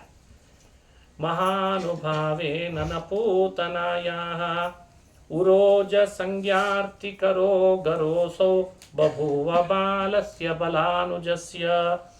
ಇಲ್ಲದೆ ಇದ್ರೆ ಕೃಷ್ಣ ವಿಷ ಕುಡಿದು ಕೂಡ್ಲೇನೆ ಮರಣ ಹೊಂದಲೇಬೇಕಾಗಿತ್ತಲ್ಲ. ಯಾರಾದರೂ ಈ ಕಲ್ಪನೆ ಆದರೂ ಮಾಡ್ಕೊಳ್ಳಿಕ್ಕೆ ಸಾಧ್ಯನಾ? ರಮಾಧರಾಮೃತ ಪಾನ ಮಾಡಿದ ಕೃಷ್ಣನಿಗೆ ಪೂತನೆಯ ವಿಷ ಏನೂ ಮಾಡಲಿಲ್ಲ ಅನ್ನೋ ಕಲ್ಪನೆನೂ ಮಾಡ್ಕೊಳ್ಳಿಕ್ಕೆ ಸಾಧ್ಯ ಇಲ್ಲ ಇನ್ನೊಬ್ಬರಿಗೆ. ಇದು ಒಂದು ಅರ್ಥ. ಇನ್ನೊಂದು ಅರ್ಥ ಅವರು ವಿಚಾರ ಮಾಡಿದ್ದಾರೆ. ಇನ್ನೊಂದು ಅರ್ಥ ಏನು ಅಂದರೆ, ಪ್ರಾಯ ಕೃಷ್ಣ ಮೊದಲೇ ಅವಳನ್ನು ಸಂಹಾರ ಮಾಡಿದ್ನಲ್ಲ ಪೂತನೆಯನ್ನು, ಆಮೇಲೆ ಕಂಸನ್ ಕೊಂದಲ್ಲ. ಕಂಸನ್ ಮೊದಲು ಕೊಂದು ಆಮೇಲೆ ಪೂತನೆಯನ್ನು ಕೊಂದಿದ್ರೆ ಇದೆಲ್ಲ ನಾವೇ ಚರ್ಚೆ ಮಾಡಬೇಕಲ್ಲಿ. ಅದಕ್ಕೆ ಅವ್ರು ಕಾರಣ ಕೊಟ್ಟು ಹೇಳ್ತಾರೆ, ಮುಂದೆ ಕಂಸ ಸಾಯ್ಲಿಕ್ಕಿದ್ದಾನೆ, ಇವಳು ಅವನು ಸಾಕು ತಾಯಿಯಾಗಿದ್ದಾಳೆ ಪೂತನೆ. ಮರಿಷ್ಯತೋ ಭೋಜಪತೇರ್ನ ಜನ್ಮ ತಮಶ್ರಮಾರ್ಹಸ್ಯ ಭವಿಷ್ಯತೀಹ ಇತೀವ ಧಾತ್ರೀಮವಧತ್ಸ ತಸ್ಯ ವ್ರತೀಂದ್ರ ವೃಂದಾರ್ಚಿತ ಪಾದಪೀಠಃ. ಮರಿಷ್ಯತೋ ಭೋಜಪತೆ, ಮುಂದೆ ಸಾಯ್ಲಿಕ್ಕಿದ್ದಾನೆ. ಭೋಜಪತಿ ಅಂದರೆ ಕಂಸ, ಮುಂದೆ ಸಾಯ್ಲಿಕ್ಕಿದ್ದಾನವನು. ಈಗ ಈ ಪೂತನೆಯ ಅವಶ್ಯಕತೆ ಯಾರಿಗಿದೆ? ಪೂತನೆಯ ಅವಶ್ಯಕತೆ ಯಾರಿಗಿದೆ? ಕಂಸನಿಗಿದೆ. ಅಥವಾ ಕಂಸನಂಥ ಇನ್ನೂ ಮಕ್ಕಳನ್ನು ಬೆಳೆಸಬೇಕು ಅಂತಿದ್ರೆ ಅವರಿಗಿರ್ತದೆ. ಅದಕ್ಕೆ ಕೃಷ್ಣ ಅಂದ, ಹೇಗಿದ್ರೂ ಮುಂದೆ ಕಂಸ ಸಾಯ್ತಾನೆ, ನರಕಕ್ಕೆ ಹೋಗೇ ಹೋಗ್ತಾನೆ. ಅವನನ್ನು ಮತ್ತೆ ಬೆಳೆಸಬೇಕು ಅಂತಂದ್ರೆ ಮತ್ತೊಬ್ಬಳು ತಾಯಿ ಬೇಕು. ಅವನೇ ಮುಂದೆ ಸಾಯ್ತಾನೆ ಅಂದಮೇಲೆ ಅಂಥವನನ್ನು ಬೆಳೆಸ್ಲಿಕ್ಕೆ ಇಂಥ ತಾಯಿಯಾದರೂ ಬೇಕು ಯಾಕೆ ಅಂತ ಹೇಳಿ ಕೃಷ್ಣ ಅವಳನ್ನು ಮೊದಲೇ ಕೊಂದ ಅಂತ ಚಮತ್ಕಾರ ಮಾಡ್ತಾರೆ. ಮರಿಷ್ಯತೋ ಭೋಜಪತೇರ್ನ ಜನ್ಮ ತಮಶ್ರಮಾರ್ಹಸ್ಯ ಭವಿಷ್ಯತೀಹ ಇತೀವ ಧಾತ್ರೀಮವಧತ್ಸ ತಸ್ಯ ವ್ರತೀಂದ್ರ ವೃಂದಾರ್ಪಿತ ಪಾದಪೀಠ. ಇದೊಂದು ರೀತಿ ಕಲ್ಪನೆಯನ್ನು ರಾಜರು ಕೊಟ್ಟಿದ್ದಾರೆ. ಇನ್ನೂ ಒಂದು ಕಲ್ಪನೆ ಕೊಡ್ತಾರೆ. ಹೀಗೊಂದು 4-5 ಪೂತನೆಯ ಸಂಹಾರದ ಬಗ್ಗೆನೇ 4-5 ಥರ ವರ್ಣನೆ ಮಾಡ್ತಾರೆ. ಶಕಟಾಸುರನ ಸಂಹಾರ ಅದೇ ಒಂದು 4-5 ಥರ. ತೃಡಾವರ್ತನ ಸಂಹಾರ ಮಾಡಿದ ಅನ್ನೋದನ್ನು ಒಂದು ಸುಮಾರು ಬೇರೆ ಬೇರೆ ರೀತಿಯಾಗಿ ವರ್ಣನೆ ಮಾಡ್ತಾರೆ. ಇದೆಲ್ಲ ವಾದರಾಜರ ರುಕ್ಮಿಣೀಶ್ ವಿಜಯದಲ್ಲಿ ನಾವು ತಿಳಿಬೇಕಾದಂಥ ಶ್ಲೋಕಗಳು. ಇದರ ಬಗ್ಗೆ ಒಂದು ಶಾಸ್ತ್ರದ ಕಲ್ಪನೆ, ಶಾಸ್ತ್ರದ ವಿಷಯದ ಬಗ್ಗೆ ತಿಳುವಳಿಕೆ ಕೊಡ್ತಾರೆ. ಕೆಲವರಿಗೆ ಏನಾಯಿತು, ಭಾಗವತವನ್ನು ನೋಡಿದಾಗ ಪೂತನೆ ಸತ್ತ ಮೇಲೆ ಅವಳು ಎಲ್ಲಿಗೆ ಹೋದ್ಲು ಅಂತ ಭಾಗವತ ಸ್ವರ್ಗಕ್ಕೆ ಹೋದ್ಲು ಅಂತ ಹೇಳ್ಬಿಟ್ಟಿದೆ. ಎಲ್ಲರಿಗೆ ಸಂಶಯ ಬಂತು. ಕೃಷ್ಣನನ್ನು ಭಕ್ತಿ ಮಾಡಿದರೆ ಮೋಕ್ಷ ಬರ್ತದೆ ಅಂತ ತಿಳ್ಕೊಂಡಿದ್ವಿ. ಕೃಷ್ಣನನ್ನ ದ್ವೇಷ ಮಾಡಿ ಕೊಲ್ಲಿಗೆ ಬಂದ ಪೂತನಿಗೆ ವಿಷ ಕೊಡ್ತೇನೆ ಎಂದು ಅವಳಿಗೂ ಸ್ವರ್ಗ ಕೊಟ್ಟನಲ್ಲ, ಶುಕಾಚಾರ್ಯ ಹೇಳಿದ್ದಾರೆ ಅಂದ್ರು. ಮತ್ತೆ ಪೂತನ ಸ್ವರ್ಗಕ್ಕೆ ಹೋದ್ಲು ಅಂತ ನಾವು ನೀವು ಹೇಳೋದಲ್ಲ, ಸ್ವಯಂ ಶುಕಾಚಾರ್ಯರು ಭಾಗವತ ಹೇಳುವಾಗ ಪೂತನ ಆಪ ಸ್ವರ್ಗಂ ಅಂತ, ಅವಾಪ ಜನನೀ ಗತಿಂ ಅಂತ, ಕೃಷ್ಣನ ತಾಯಿಗೆ ಸಿಗಬೇಕಾದ ಸದ್ಗತಿನೇ ಪೂತನಿಗೆ ಸಿಕ್ತು ಅಂತ ಹೇಳಿಬಿಟ್ಟಿದೆ. ಅದಕ್ಕೆ ಕೆಲವರೆಲ್ಲ ಇಲ್ಲಿ ಕಡಿಮೆ. ಉತ್ತರ ಭಾರತದ ಕಡೆಯಲ್ಲಿ ಭಾಗವತ ಕೃಷ್ಣನ ಕಥೆಯನ್ನು ಹೇಳುವಾಗ ಈ ವಿಷಯದಲ್ಲಿ ಎಡೋತಾ ಇದ್ರು. ಅದಕ್ಕೆ ವಾದರಾಜರು ಭಾರತವನ್ನೆಲ್ಲ ಸಂಚರಿಸಿ ಎಲ್ಲೆಲ್ಲಿ ಕೃಷ್ಣನ ಕಥೆಯ ಬಗ್ಗೆ ತಿರುಚಿದ್ದಾರೆ ಅಂತ ಅವರು ಅದನ್ನು ಸಂಶೋಧನೆ ಮಾಡಿದ್ರು. ಈಗ ಎಲ್ಲಾ ಕಡೆ ಕೃಷ್ಣನ ಕಥೆ ನಡೀತದೆ, ಹೆಂಗಂದ್ರಂಗೆ ಹೇಳಿದ್ರೆ ಹಾಗೆ. ಅವರು ಅದರದ್ದು ಕಲ್ಪನೆ ಇಟ್ಕೊಂಡು ಒಂದು ವಾದನೆ ಪ್ರಾರಂಭ ಮಾಡಿದ್ರಂತೆ. ಇನ್ಮೇಲೆ ಕೃಷ್ಣನ್ ಭಕ್ತಿ ಮಾಡಬೇಕು ಅಂತಿಲ್ಲ, ಕೃಷ್ಣನ್ ದ್ವೇಷ ಮಾಡಿದ್ರು ಮೋಕ್ಷ ಸಿಗ್ತದೆ, ದ್ವೇಷ ಮಾಡಿದ್ರೆ ಇಲ್ಲ ಮತ್ತೆ ಪೂತನೆ ಮೋಕ್ಷ ಸಿಗ್ತಲ್ಲ, ಹಿಂಗೆಲ್ಲ ವರ್ಣನೆ ಮಾಡಿದ್ರು. ಅದಕ್ಕೆ ವಾದರಾಜರು ಆ ಕಾಲದ ಆ ಕಥೆ ಸರಿಯಲ್ಲ ಅಂತ ಹೇಳು ಸಮಾಜಕ್ಕೆ ತಿಳಿಸ್ಬೇಕಾಗಿದೆ. ಭಾಗವತದ ಹೇಳಿದ ಮಾತಿಗೆ ಅರ್ಥ ಹೇಗೆ ಮಾಡ್ಕೊಳ್ಬೇಕು ಅಂತ ಹೇಳು ತಿಳಿಸ್ಬೇಕು. ಎರಡನ್ನೂ ತಿಳಿಸ್ಬೇಕು ಅನ್ನೋ ಕಾರಣಕ್ಕೆ ಅನೇಕ ಶ್ಲೋಕ, ಒಂದೇ ಅಲ್ಲ, ಇಲ್ಲಿ ಸಿಕ್ಕಾಪಟ್ಟೆ ಶ್ಲೋಕಗಳಿವೆ ಈ ವಿಷಯದಲ್ಲಿ. ಆ ಶ್ಲೋಕಗಳ ಮೂಲಕವಾಗಿ ಮೋಕ್ಷಕ್ಕೆ ದ್ವೇಷ ಸಾಧನವಲ್ಲ, ಮುಕ್ತಿಗೆ ಭಗವಂತ ಮೋಕ್ಷ ಕೊಡಲಿಕ್ಕೆ ದ್ವೇಷ ಯಾವತ್ತೂ ಕಾರಣವಾಗಲಾರದು, ಮುಕ್ತಿಗೆ ಯಾವತ್ತಿದ್ರೂ ಕೂಡ ಭಕ್ತಿನೇ ಸಾಧನ ಅಂತ ಬಹಳ ಚಮತ್ಕಾರವಾಗಿ ವರ್ಣನೆ ಮಾಡ್ತಾರೆ. ಹಾಗಾಗಿ ನಿಂದೆ ಮಾಡೋದು, ದ್ವೇಷ ಮಾಡೋದು, ಭಗವಂತನ ಬಗ್ಗೆ ಉದಾಸೀನ ಮಾಡೋದು, ತಾತ್ಸಾರ ಮಾಡೋದು, ಈ ಥರ ಇದ್ದು ಮೋಕ್ಷ ಪಡಿತೇನೆ ಅಂದರೆ ಸಾಧ್ಯ ಇಲ್ಲ ಅಂತಂತಾರೆ. ಒಂದು ಶ್ಲೋಕ ಮಾತ್ರ ಹೇಳ್ತೇನೆ, ಎಲ್ಲ ಬೇಡ, ಮತ್ತೊಂದ್ಸಲಿ ನೋಡೋಣ. ಎಲ್ಲ ಹೇಳ್ತಾ ಇದ್ರೆ ಸಿಕ್ಕಾಪಟ್ಟೆ ಆಗ್ತದೆ.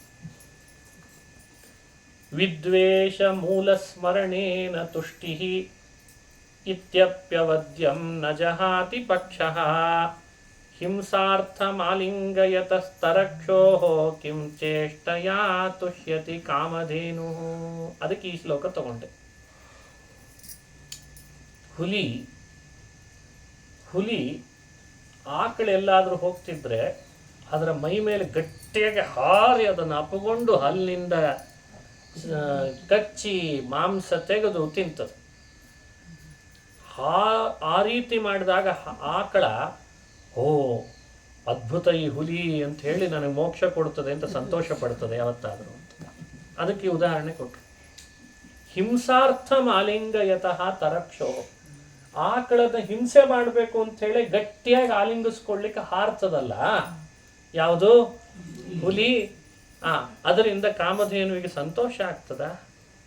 ಸ್ವಲ್ಪ ಬುದ್ಧಿವಂತಿಕೆಯಿಂದ ಯೋಚನೆ ಮಾಡ್ರಿ. ಹಾಗೆ ಕೃಷ್ಣನನ್ನ ಸ್ತನ್ಯಪಾನ ಮಾಡಿಸ್ಬೇಕು ಅಂತ ಪೂತನೆ ಬಂದದ್ದಲ್ಲ, ಕೃಷ್ಣನನ್ನ ಗಟ್ಟಿಯಾಗಿ ಔತ್ಕೊಂಡಿದ್ಲಂತೆ ಪೂತನಿನು. ಯಾಕೆ ಅಂದ್ರೆ ಅವು ಹುಲಿ ಆಕಳವನ್ನು ಔತ್ಕೊಂಡ ಹಾಗೆ ಔತ್ಕೊಂಡಿದ್ಲವಳು. ಅದಕ್ಕೆ ಕೃಷ್ಣನಿಗೆ ಪ್ರೀತಿ ಆಗಲಿಲ್ಲ, ಅವಳನ್ನು ಎಲ್ಲಿಗೆ ಕಳಿಸ್ಬೇಕೋ ಅಲ್ಲಿಗೆ ಕಳಿಸಿದ್ದಾನೆ ಅಂತ ಇಷ್ಟು ವಿಷಯ ಹೇಳಬೇಕಾಗಿದೆ. ಅವರು ಅದನ್ನು ಹೇಳ್ತಾ ಇದ್ದಾರೆ. ಹಾಗಾದ್ರೆ ವಿದ್ವೇಷ ಮೂಲ ಸ್ಮರಣೇನ ತುಷ್ಟಿ, ಮತ್ತೆ ಸ್ವರ್ಗ ಲಭಿಸಿತು, ಮೋಕ್ಷ ಸಿಕ್ತು ಪೂತನಿಗೆ ಅನ್ನೋ ಮಾತು ಕೂಡ ಪುರಾಣದಲ್ಲಿ ಬಂತಲ್ಲ. ಅದರ ಅರ್ಥ ಏನು ಅಂತ ಅವರು ಬಹಳ ಚಮತ್ಕಾರ ಮಾಡಿ ಹೇಳ್ತಾರೆ. ಜೀವ ಎರಡಿದ್ದರಿಂದ ಭಗವಂತ ಆ ಜೀವನ ಸ್ವಭಾವಕ್ಕನುಗುಣವಾಗಿ ಮುಕ್ತಿ ಕೊಡ್ತಾನೆ ಹೊರತು ಆ ಸ್ವಭಾವ ಬಿಟ್ಟು ಭಗವಂತ ಮುಕ್ತಿ ಕೊಡಲಿಲ್ಲ ಅಂತ ವ್ಯಾಖ್ಯಾನ ಮಾಡ್ತಾರೆ. ಅದಕ್ಕೂ ಕಾರಣ ಕೊಡ್ತಾರೆ. ಯಥಾ ಪಿಶಾಚಗ್ರಸ್ತ ಯಥಾ ಗ್ರಹಗ್ರಸ್ತ ದೇಹ, ಒಂದೇ ದೇಹದೊಳಗೆ ಯಾವುದೋ ಒಂದು ಪಿಶಾಚಿ ಸೇರ್ಕೊಂಡಿರುವಂತಹ ಸಂದರ್ಭ ನೋಡ್ತೇವೆ.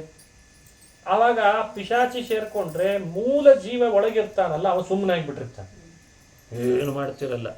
ಈ ಹೊಸದು ಸೇರ್ಕೊಂಡಿರ್ತದಲ್ಲ, ಅದೇ ಆಟ ಆಡ್ತಿರ್ತದೆ. ಏನು ಆಟ ಆಡ್ತದದು, ಅದು ಎಲ್ಲ ಅಲ್ಲೆಲ್ಲಿ ನೋಡಿದರೆ ನಿಮಗೆ ಗಾಳಿ ಅಂತ ಸೇರ್ಕೋತದೆ.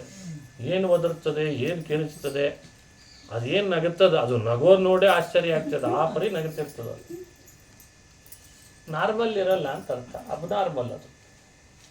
ಅದ್ರೊಳಗೆ ಒಂದು ದೇಹದೊಳಗೆ ಎರಡು ಜೀವ ಸೇರಿಕೊಂಡಾಗ ಯಾವ ತರಹ ಕ್ರಿಯೆಗಳು ನಡೀತಾವೋ, ಪೂತನ ಅನ್ನೋದು ಒಂದು ದೇಹ ಅಂತೆ. ಆ ದೇಹದೊಳಗೆ ಎರಡಿತ್ತಂತೆ ಜೀವ. ಇವೆಲ್ಲ ಕಲ್ಪನೆ ಕೊಡ್ತಾರೆ, ಶಾಸ್ತ್ರದ ಕಲ್ಪನೆ. ಎರಡು ಜೀವ ಇತ್ತು, ಒಬ್ಬಳು ತಾಟಕೆ, ಇನ್ನೊಬ್ಳು ಊರ್ವಶಿ. ಹಾಗಾದ್ರೆ ಪುರಾಣಗಳಲ್ಲಿ ಸ್ವರ್ಗ ಕೊಟ್ಟ ಅನ್ನೋ ಮಾತುಗಳೆಲ್ಲ ಊರ್ವಶಿಗೆ ಸ್ವರ್ಗ ಕೊಟ್ಟ ಅಂತ ತಿಳಿಬಹುದು. ನರಕಕ್ಕೆ ಹೋದ್ಲು ಅಂತನೋ ಮಾತುಗಳೆಲ್ಲ ಅವಳು ದ್ವೇಷ ಮಾಡಿದ್ರಿಂದ ತಾಟಕ್ಕೆ ನರಕಕ್ಕೆ ಹೋದ್ಲು ಅಂತ ತಿಳಿಬಹುದು. ಹಾಗಾಗಿ ಇಲ್ಲಿ ದ್ವೇಷದಿಂದ ಕೃಷ್ಣ ಮೋಕ್ಷ ಕೊಟ್ಟ ಅನ್ನೋದಕ್ಕೆ ಅವಕಾಶ ಇಲ್ಲ ಅಂತ. ಈ ಆಚಾರ್ಯ, ನೀವು ಕಾವ್ಯ ಹೇಳ್ತಿದ್ದೀರಾ ಶಾಸ್ತ್ರ ಹೇಳ್ತಿದ್ದೀರಾ? ನಂದಲ್ಲ, ರುಕ್ಮಿಣೀಶ್ ವಿಜಯ ಅಂದರೆ ಒಂದೆಡೆ ಕಾವ್ಯವೂ ಹೌದು ಶಾಸ್ತ್ರವೂ ಹೌದು ಅಂತನ್ಲಿಕ್ಕೆ ಈ ಥರದ ಮಾತುಗಳಿಂದ. ಹಾಗಾಗಿ ನಿಂದೆಯನ್ನು ಮಾಡಿ ಮೋಕ್ಷ ಪಡಿತೇನೆ ಎನ್ನುವ ಮಾತುಗಳು ತಪ್ಪು, ಹಾಗೆ ಸಿದ್ಧಾಂತ ಮಾಡಬಾರ್ದು ಅಂತ ಅವತ್ತು ಪ್ರಚಲಿತವಾದಂಥ ವಾದಕ್ಕೆ ಬೀಗ ಹಾಕಿಬಿಟ್ರು ವಾದರಾಜ. ಹೀಗೆ ತಮ್ಮ ಕಾವ್ಯದಲ್ಲೇನೆ ಇಂಥ ಗ್ರಂಥಗಳ ಮೂಲಕ, ಕಾವ್ಯದ ಮೂಲಕ ಲೋಕದಲ್ಲೆಲ್ಲ ಸಿದ್ಧಾಂತವನ್ನು ರಕ್ಷಿಸಿ ಪ್ರಚಲಿತ ಕಥೆಗಳಿಗೆಲ್ಲ ಸರಿಪಡಿಸುವಂತೆ ಉತ್ತರ ಕೊಡ್ತಾ ಇದ್ದವರು ವಾದರಾಜರು. ಇಂಥ ರಾಜರ ಕೃತಿಯನ್ನು ಅನುಸಂಧಾನ ಮಾಡಬೇಕು. ಇನ್ನು ಕೃಷ್ಣನ ಮತ್ತೊಂದು ಕಥೆ, ಶಕಟಾಸುರ ಸತ್ತ. ಶಕಟ ಅಂದರೆ ಬಂಡಿ. ವಾದರಾಜರಂತಾರೆ, ಈ ಬಂಡಿನ ಕೃಷ್ಣ ಮೊದಲೇ ಯಾಕೆ ಕೊಂದ? ಯಾಕೆ ಅಂದರೆ ಮುಂದೆ ಉತ್ಸವ ಮಾಡಲಿಕ್ಕೆ ಒಂದು ಬಂಡಿ ಬೇಕಲ್ಲ ಅಂತ ಮೊದಲೇ ಕೊಂದ ಅಂತ. ಈ ಮೆರವಣಿಗೆ ಮಾಡಬೇಕಾದ್ರೆ ನಿಧಾನ ಹೋಗ್ತಿರ್ಬೇಕದು ಮೆರವಣಿಗೆ ಒಳಗೆ. ಅದು ಅದೇ ವೇಗವಾಗಿ ಹೋಗ್ಬಿಟ್ರೆ ಮೆರವಣಿಗೆ ಏನಾಗ್ತದೆ? ಆಮೇಲೆ ನಿಧಾನ ಹೋಗ್ಲೇಬೇಕು. ಎಲ್ಲಿ ಮೆರವಣಿಗೆ ಮಾಡಬೇಕು? ನರಕದಲ್ಲಿ ಒಂದು ಮೆರವಣಿಗೆ ಮಾಡೋದಿತ್ತಂತೆ ಕೃಷ್ಣ.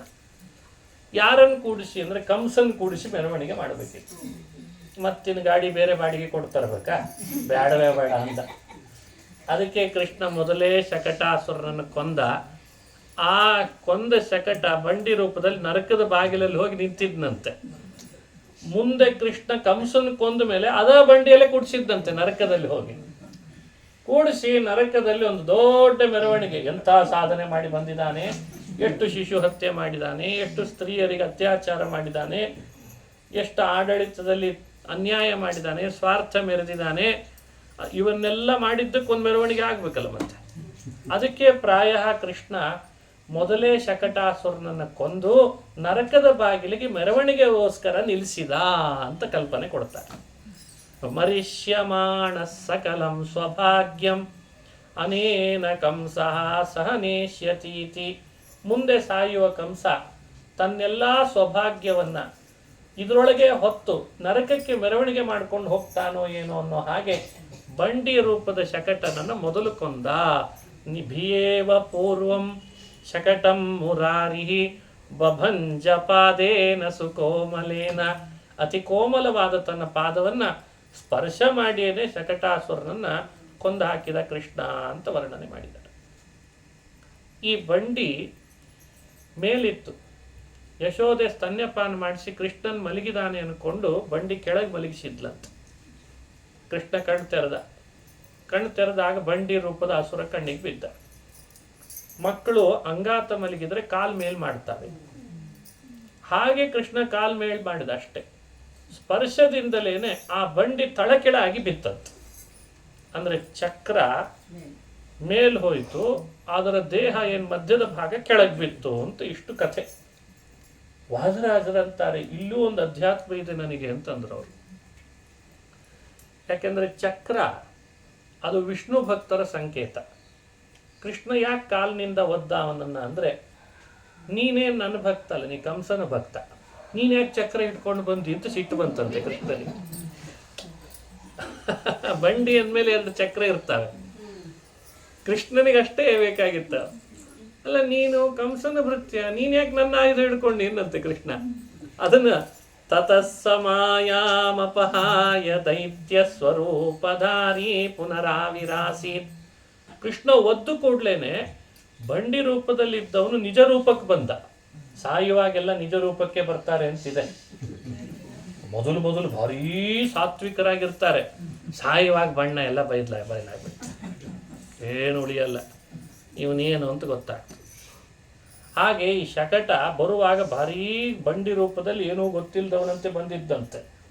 ಕೃಷ್ಣ ಯಾವಾಗ ಪಾದದಿಂದ ಒದ್ದ ಅವನು ನಿಜ ರೂಪಕ್ಕೆ ಬಂದಾಗ ತಳ ಕೆಳಗೆ ಬಿದ್ದಾಗ ಚಕ್ರ ಎಲ್ಲ ಅಲ್ಲಿ ಇಲ್ಲಿ ಚೆಲ್ಲಾಪಿಲ್ಲಿ ಆಯಿತು. ಅದಕ್ಕೆ ವಾದರಾಜರಂತಾರೆ, ಕೃಷ್ಣ ಯಾಕೆ ಹಾಗೆ ಒದ್ದು ಆ ಚಕ್ರಗಳನ್ನು ದೂರ ಸರಿಸಿ ಅವನನ್ನು ಕೊಂದ ಅಂದರೆ, ಅವ ನನ್ನ ಭಕ್ತನಲ್ಲ, ಆದರೂ ನನ್ನ ಚಿಹ್ನೆಗಳನ್ನು ಧರಿಸಿದ್ನಲ್ಲ, ಅದಕ್ಕೆ ಒದ್ದು ಅವನನ್ನು ಕೊಂದ ಅಂತ. ತಥಾಹಿ ವಿಷ್ಣೋ ಪದಯೋಗ ಕಾಲೇ ಕಥನ್ನು ಸಾ ಜೀವಿತು ಮುತ್ಸಹೇತ ಸಕೃಷ್ಣ ಪಾದಾಭಿಹತಾಖಿಲಾಂಗೋ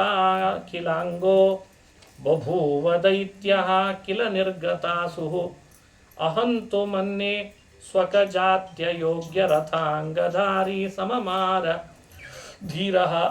ಸ್ವಕಜಾತ್ಯ ಯೋಗ್ಯ ರಥಾಂಗಧಾರಿ, ತನಗೆ ಯೋಗ್ಯವಲ್ಲದ ರಥಾಂಗ ಅಂದರೆ ಚಕ್ರ ಧರಿಸಿ ಬಂದದ್ದಕ್ಕೆ ಕೃಷ್ಣ ಪ್ರಾಯ ತನ್ನ ಪಾದಸ್ಪರ್ಶದಿಂದ ಅವನನ್ನು ಕೊಂದ ಅಂತ ಚಮತ್ಕಾರವಾಗಿ ವರ್ಣನೆ ಮಾಡಿ ಶಕಟಾಸುರ ಸಂಹಾರವನ್ನು ಹೇಳ್ತಾ ಇದ್ದಾರೆ. ಹೀಗೆ ತೃಣಾವರ್ತನ ಸಂಹಾರ ಇನ್ನೂ ಚಮತ್ಕಾರವಾಗಿ ಮಾಡಿದ್ದಾರೆ. ತೃಣಾವರ್ತ ಹೇಗೆ ಬಂದ? ಸುಂಟ್ರ ಗಾಳಿ ರೂಪದಲ್ಲಿ ಬಂದ. ಬರುವಾಗಲೇ ಎಲ್ಲರ ಬಾಯಲ್ಲಿ ಮಣ್ಣು ಹಾಕಿದ್ದ. ಕೆಲವರು ಬಾಯಲ್ಲಿ ಮಣ್ಣು ಹಾಕೋದು ಜಾಸ್ತಿ, ಇವನು ಅಷ್ಟೆ ಬಾಯಲ್ಲೆಲ್ಲ ಮಣ್ಣು ಹಾಕಿ ಕಣ್ಣೆಲ್ಲ ತಿರುಗಿಸಿ. ಆ ಯಶೋದೆ ಪಾಪ ಕೃಷ್ಣನ ಹೊತ್ತು ಕೂತಿದ್ಲಂತೆ, ಆ ಯಶೋದೆಗೆ ತಲೆ ತಿರುಗೋ ಹಾಗಾಗಿತ್ತಂತೆ. ಅವನು ಬರೋ ವೇಗ ಆಗಿತ್ತು ಸುಂಟ್ರ ಗಾಳಿ. ಆಮೇಲೆ ಆ ಮಗು ಮಲಗಿದೆ, ಕೃಷ್ಣ ಮಲಗಿದಾನೆ, ಅವನನ್ನು ಎತ್ಕೊಂಡು ಆಕಾಶಕ್ಕೆ ಹೋದ. ಯಶೋದೆ ಪಾಪ ಕರುನ್ ಕಳ್ಕೊಂಡು ಆಕಳು ಹೊರಳಾಡ್ದ ಹಾಗೆ ನೆಲದ ಮೇಲೆ ಹೊರಳಾಡಿಬಿಟ್ಲಂತೆ. ಅಯ್ಯೋ ಕೃಷ್ಣ ಎಲ್ಲೋದ, ಕೃಷ್ಣ ಎಲ್ಲೋದ ಅಂತ. ಕೃಷ್ಣ ಮೇಲ್ ಹೋಗೋ ತನಕ ಅವನಿಗೆ ಭಾರನಾಗಿರ್ಲಿಲ್ಲ, ಮೇಲ್ ಕರ್ಕೊಂಡು ಹೋದ್ಮೇಲೆ ಅವನಿಗೆ ಭಾರ ಆಗಿಬಿಟ್ಟು. ಎಂಥ ಭಾರ ಆದ, ಬಹಳ ಭಾರ ಆದ. ಯಶೋದೆ ತೊಡೆ ಮೇಲೆ ಮಲಗಿದಾಗಲೂ ಅಲ್ಲಿಯೂ ಭಾರ ಆಗಿದ್ದ ಅಂತ ಪುರಾಣ ಹೇಳ್ತದೆ. ಬಹಳ ಭಾರ ಆಯ್ತಲ್ಲ ಮಗು ಅಂತ ಸ್ವಲ್ಪ ಕೆಳಗಿಟ್ಟಿದ್ಲಂತೆ ಕೃಷ್ಣನ್ನ. ಕೆಲವೊಮ್ಮೆ ಮಕ್ಕಳನ್ನು ಎತ್ಕೊಂಡು ಜೂಮ್ ತುಂಬುತ್ತದೆ ಅಂತಾರಲ್ಲ ನಮ್ಮ ಕಡೆ, ಕಾಲು ಜೂಮ್ ಹಿಡಿದಿತ್ತು. ಹಂಗೆ ಕೃಷ್ಣ ಬಹಳ ಭಾರ, ಅದು ಯಾಕೆ ಇಷ್ಟು ಭಾರ ಆಯ್ತಲ್ಲ ಕೂಸು ಅಂತ ಕೆಳಗೆ ಹಾಕಿದ್ಲು. ಕೆಳಗೆ ಹಾಕೋ ಪುರ್ಸತ್ತಿಲ್ಲದೆ ತೃಣಾವರ್ತ ಎತ್ಕೊಂಡು ಹೋಗಿತ್ತು. ಹೊರಳಾಡಿಬಿಟ್ಲು ಪಾಪ ಯಶೋದೆ. ಅಯ್ಯೋ ಮಗು ಎಲ್ಲಿ ಹೋಯ್ತು, ಕೃಷ್ಣ ಎಲ್ಲೋದ ಅಂತ. ರಾಜರೆಲ್ಲ ಭಾರಿ ಚಮತ್ಕಾರ ಮಾಡ್ತಾರೆ. ಶ್ರೀಕೃಷ್ಣ ಹೀಗೆ ಮಾಡಿದ್ನಲ್ಲ, ಆ ಮೇಲ್ ಹೋಗಿ ಅವನಿಗೆ ಭಾರನಾಗಿ ಭಾರಿ ಭಾರ ಆಯ್ತಲ್ಲ ಅಂದ ಕೂಡ್ಲೇನೆ ಕೃಷ್ಣನ್ ಕೈ ಬಿಟ್ಬಿಟ್ಟ ತೃಣಾವರ್ತ. ಹೊತ್ಕೊಂಡೇನೋ ಹೋಗಿದ್ದ, ಆಮೇಲೆ ಬಿಟ್ಟ. ಅವ ಬಿಟ್ರೆ ಇವ ಬಿಡ್ಬೇಕಲ್ಲ, ಇವ ಅವನ ಕುತ್ತಿಗೆ ಕೈ ಹಾಕಿದ್ದ. ಎಡಗೈಯಿಂದ ಅವನ ಕುತ್ತಿಗೆಗೆ ಹಿಡಿದು ಗಟ್ಟಿಯಾಗಿ ಬಲಗೈಯಲ್ಲಿರೋ 2 ಬೆರಳನ್ನು ತೆಗೆದು ಅವನ ಕಣ್ಣಿನ ಗುಡ್ಡೆ ಕಿತ್ತಿದ್ನಂತೆ ಮೇಲ್ಗಡೆಯಲ್ಲಿ. ಅದೆಲ್ಲ ಭಾಗವತದಲ್ಲಿ ವರ್ಣನೆ ಇದೆ. ತೃಣಾವರ್ತನ 2 ಕಣ್ಣು ಗುಡ್ಡೆ ಕಿತ್ತಿದ. ಇನ್ನೊಂದು ಕೈಯಿಂದ ಕೃಷ್ಣ ಅವನ ತಲೆಯನ್ನು ತಿರುಗಿಸಿದ. ತಲೆ ತಿರುಗಿಸಿ ಅವನಿಗೆ ಕಣ್ಣು ಕತ್ತಲು ಬರೋ ಹಾಗೆ ಮಾಡಿ ತೃಣಾವರ್ತನನ್ನ ಮೇಲಿನಿಂದ ಎಸೆದ್ರೆ ನುಚ್ಚು ನೂರಾಗಿ ಕೆಳಗೆ ಬಿದ್ದಿದ್ದಂತೆ ನೆಲದ ಮೇಲೆ. ಇದು ತೃಣಾವರ್ತನ ಸಂಹಾರ. ವಾದರಾಜರು ಭಾಗವತದಲ್ಲಿರೋ ಈ ಪ್ರಸಂಗವನ್ನು ವರ್ಣಿಸಿ ಹೇಳ್ತಾರೆ. ಹೀಗ್ಯಾಕೆ ಮಾಡಿದ? ಅದಕ್ಕೆ ಅವರಂದರು, ನನ್ನ ಭಕ್ತರಿಗೆ ನನ್ನನ್ನು ದ್ವೇಷಿಸಿ, ನನ್ನ ಭಕ್ತರನ್ನೂ ದ್ವೇಷಿಸಿ, ಯಾರ್ಯಾರು ನನ್ನ ಭಕ್ತರಿಗೆ ಹೆಂಗೆ ತೊಂದರೆ ಕೊಟ್ಟಿರ್ತಾರೋ ಅವರನ್ನೆಲ್ಲ ಹಂಗಂಗೆ ಕೊಲ್ತೇನೆ ಅಂತ ಅನ್ನತ್ತೆ ಕೃಷ್ಣ. ಈಗ ಅವನು ಬರುವಾಗ ಎಲ್ಲರ ಕಣ್ಣು ತೆಗೆದಿದ್ದಲ್ಲ, ಸುಂಟ್ರ ಗಾಳಿ ರೂಪದಲ್ಲಿ ಬಂದು ಎಲ್ಲರ ಕಣ್ಣಿಗೆ ಮಣ್ಣೆರಚಿದ್ದ ತಾನೆ. ಅದಕ್ಕೆ ಕೃಷ್ಣ ಮೇಲ್ ಹೋದ ಮೇಲೆ ಅವನು ಗುಡ್ಡೆ ಕಿತ್ತಿದ್ನಂತೆ. ಚಕ್ಷುಶ್ಚೌರ್ಯ ಫಲಂ. ನನ್ನ ನೋಡಬೇಕು ಅನ್ನೋ ತವಕದಲ್ಲಿ ಗೋಪಾಲಕರು ಬಂದಿದ್ರು. ನಮ್ಮ ಅಮ್ಮ ಕೂತಿದ್ಲು, ನಮ್ಮ ಅಪ್ಪ ಇದ್ದ, ಅವ್ರ ಕಣ್ಣಿಗೆಲ್ಲ ಮಣ್ಣು ಎರಚ್ತೀಯ, ಅವರೆಲ್ಲ ನನ್ನ ಭಕ್ತರು ನನ್ನ ನೋಡ್ಲಿಕ್ಕೆ ಬಂದವರು, ಅವ್ರ ಕಣ್ಣಿಗೆ ಮಣ್ಣು ಎರಚಿದ್ದಕ್ಕೆ ನಿನ್ನ ಕಣ್ಣು ಬೇಡ ಅಂತ ಚಕ್ಷುಶ್ಚೌರ್ಯ ಫಲಂ. ಭಕ್ತರ ಕಣ್ಣನ್ನು ಚೌರ್ಯ ಮಾಡಿದ್ದರ ಫಲವಾಗಿ ಆ ದೈತ್ಯನ ಕಣ್ಣನ್ನು ಕೃಷ್ಣ ತೆಗೆದ ಅಂತ ವರ್ಣನೆ ಮಾಡ್ತಾರೆ. ಅಮ್ಮ ಇನ್ನಿತರ ಭಕ್ತರು ಬರೋ ಸುಂಟ್ರ ಗಾಳಿಯ ವೇಗಕ್ಕೆ ತಲೆ ತಿರುಗಿ ಕೆಳಗೆ ಬಿದ್ದಿದ್ರಂತ. ಅದಕ್ಕೆ ಕೃಷ್ಣ ಮೇಲೆ ಹೋದ್ಮೇಲೆ ಅವನು ತಲೆ ತಿರುಗಿಸಿದ್ದಂತ. ನನ್ನ ಭಕ್ತರ ತಲೆ ತಿರುಗಿಸ್ತೀಯ, ನಿನ್ನೂ ಮಾಡ್ತೀನಿ ಬಾ ಅಂತ ತಲೆ ತಿರುಗಿಸಿದ್ದು ಪರಾಕ್ರಮ. ಇದು ಶೌರ್ಯ ಅಂದರೆ. ವಿಶ್ವತ್ ಸಂಭ್ರಮಣೇನ ದತ್ತ ತಮಸಃ. ಅಮ್ಮ ಯಶೋದೆ ಪಾಪ ಕಣ್ಣು ಕತ್ಲು ಬಂದ್ಬಿಟ್ಟಿತ್ತಂತ. ನೀನು ತಿರುಗಿಸಿದ್ರೆ ಏನು ಮಾಡ್ತಾರೆ? ಗರಗರ ಗರಗರ. ಅವಳಿಗೆ ಕಣ್ಣು ಕತ್ಲು ಬಂದಿತ್ತು. ಅದಕ್ಕೆ ಕೃಷ್ಣ ಅಂದ, ನಮ್ಮ ಅಮ್ಮನಿಗೆ ಕಣ್ಣಿಗೆ ಕತ್ಲು ಬರೆಸ್ತೀಯಾ, ನಿನಗೂ ಕತ್ಲು ಬರೆಸ್ತೀನಿ ಕಣ್ಣಿಗೆ ಅಂತ ಅವನ ತಲೆ ತಿರುಗಿಸಿ ಅವನಿಗೆ ಕಣ್ಣಿಗೆ ಕತ್ಲು ಬರೋ ಹಾಗೆ ಮಾಡಿ ಅವನನ್ನು ಮೇಲಿನಿಂದ ಎತ್ತಿ ಎಸೆದ. ಭೂಮಿಯಲ್ಲಿ ನುಚ್ಚು ನೂರಾಗಿ ಬಿದ್ದ. ಯಾಕೆ ಅಂದರೆ ನಮ್ಮಮ್ಮ ಭೂಮಿಯಲ್ಲಿ ಹೊರಳಾಡಿದ್ಲಲ್ಲ, ನಾನಿಲ್ಲ ಅಂತ ನೀನು ಹೊರಳಾಡು ಅಂತ ಮಾಡಿದ. ಹೀಗೆ ಸಾಧೂನಾ ಹೃದಯಾರ್ತಿ ದಾನ ಫಲಿತಂ. ಸಜ್ಜನರ ಹೃದಯಕ್ಕೆ ಎಷ್ಟೆಷ್ಟು ದುಃಖ ಕೊಡ್ತೀರಿ, ಆ ಥರ ನಿಮಗೂ ನಿಮ್ಮ ಹೃದಯಕ್ಕೆ ದುಃಖ ಕೊಡಲಿಕ್ಕೆ ನನಗೆ ಬರ್ತದೆ ಅಂತ ತೋರಿಸ್ಲಿಕ್ಕೆ ಕೃಷ್ಣ ತೃಣಾವರ್ತನ ಸಂಹಾರವನ್ನು ಮಾಡುವಾಗಲೇ ಹೀಗೆ ಮಾಡಿದ. ಅದಕ್ಕೆ ಅಪ್ಪಿ ತಪ್ಪಿಯೂ ಸಜ್ಜನರ ಹೃದಯಕ್ಕೆ ನೋವು ಆಗೋ ಹಾಗೆ ನಾವು ವರ್ತಿಸಬಾರ್ದು. ಅದನ್ನು ಹೇಳಲಿಕ್ಕೆ ಮಾತು ಪಾತಕರ ಪರಸ್ಯ ಸಖಲಃ ಪಾಷಾಣ ಪೃಷ್ಠೇ ಪತತ್. ಆ ಬಿದ್ದದ್ದು ನೆಲದ ಮೇಲೆ, ನುಚ್ಚು ನೂರಾದದ್ದು, ಕಣ್ಣು ಗುಡ್ಡೆ ಕಿತ್ತಿದ್ದು, ತಲೆ ತಿರುಗಿಸಿದ್ದು, ಅವನ ಕಣ್ಣಿಗೆ ಕತ್ಲು ಬರೋ ಹಾಗೆ ಮಾಡಿದ್ದು, ಇದು ಯಾವುದು ಅವ ಅನುಭವಿಸಿದ್ದು ಸುಮ್ಮನೆ ಅಲ್ಲ. ಕೃಷ್ಣ ತನ್ನ ಭಕ್ತರಿಗೆ ಮಾಡಿದ್ದಕ್ಕೆಲ್ಲ ಫಲ ಕೊಟ್ಬಿಟ್ನಂತ. ಅದಕ್ಕೆ ಯಾವ ಕಾರಣಕ್ಕೂ ಸಜ್ಜನರ ನೋವು ಮಾಡಬಾರ್ದು ಅನ್ನೋ ಸಂದೇಶನೂ ಕೊಡಬೇಕು. ಕೃಷ್ಣ ತೃಣಾವರ್ತನ ಸಂಹಾರ ಮಾಡುವಾಗಲೇ ಹೀಗೆ ತಿಳಿಸಿದ ಅಂತ ವರ್ಣನೆ ಮಾಡಬೇಕು. ಇದೆಲ್ಲ ಕೃಷ್ಣನ ಕಥೆಯಲ್ಲಿ ನಾವು ನೋಡಬೇಕಾದಂಥ ಅಂಶ. ಕೃಷ್ಣನ್ ಬಾಲ್ಯಲಿ ತೊಟ್ಲು ತೂಗ್ತಾ ಇದ್ರೆ ಹೇಗೆ ಕಾಣಿಸ್ತಿದ್ದ ಕೃಷ್ಣ? ತೋಲಾ ವಿಲಾಸ ಚಲಿತಾಲಕ ಶೋಭಿಪಾಲಂ. ಅವನ ಕೂದಲು ಗುಂಗುರು ಕೂದಲಂತ. ತೊಟ್ಲಲ್ಲಿ ಮಲಗಿದ ಮುದ್ದಾದ ಕೃಷ್ಣನನ್ನು ತೂಗುವಾಗ ಯಶೋದೆ ಗಾಳಿ ಬೀಸಿದ ವಿರುದ್ಧ ದಿಕ್ಕಿಗೆ ಕೃಷ್ಣನ ಗುಂಗುರು ಕೂದಲು ಹಾಸಿ ಹೋಗ್ತಿತ್ತಂತೆ.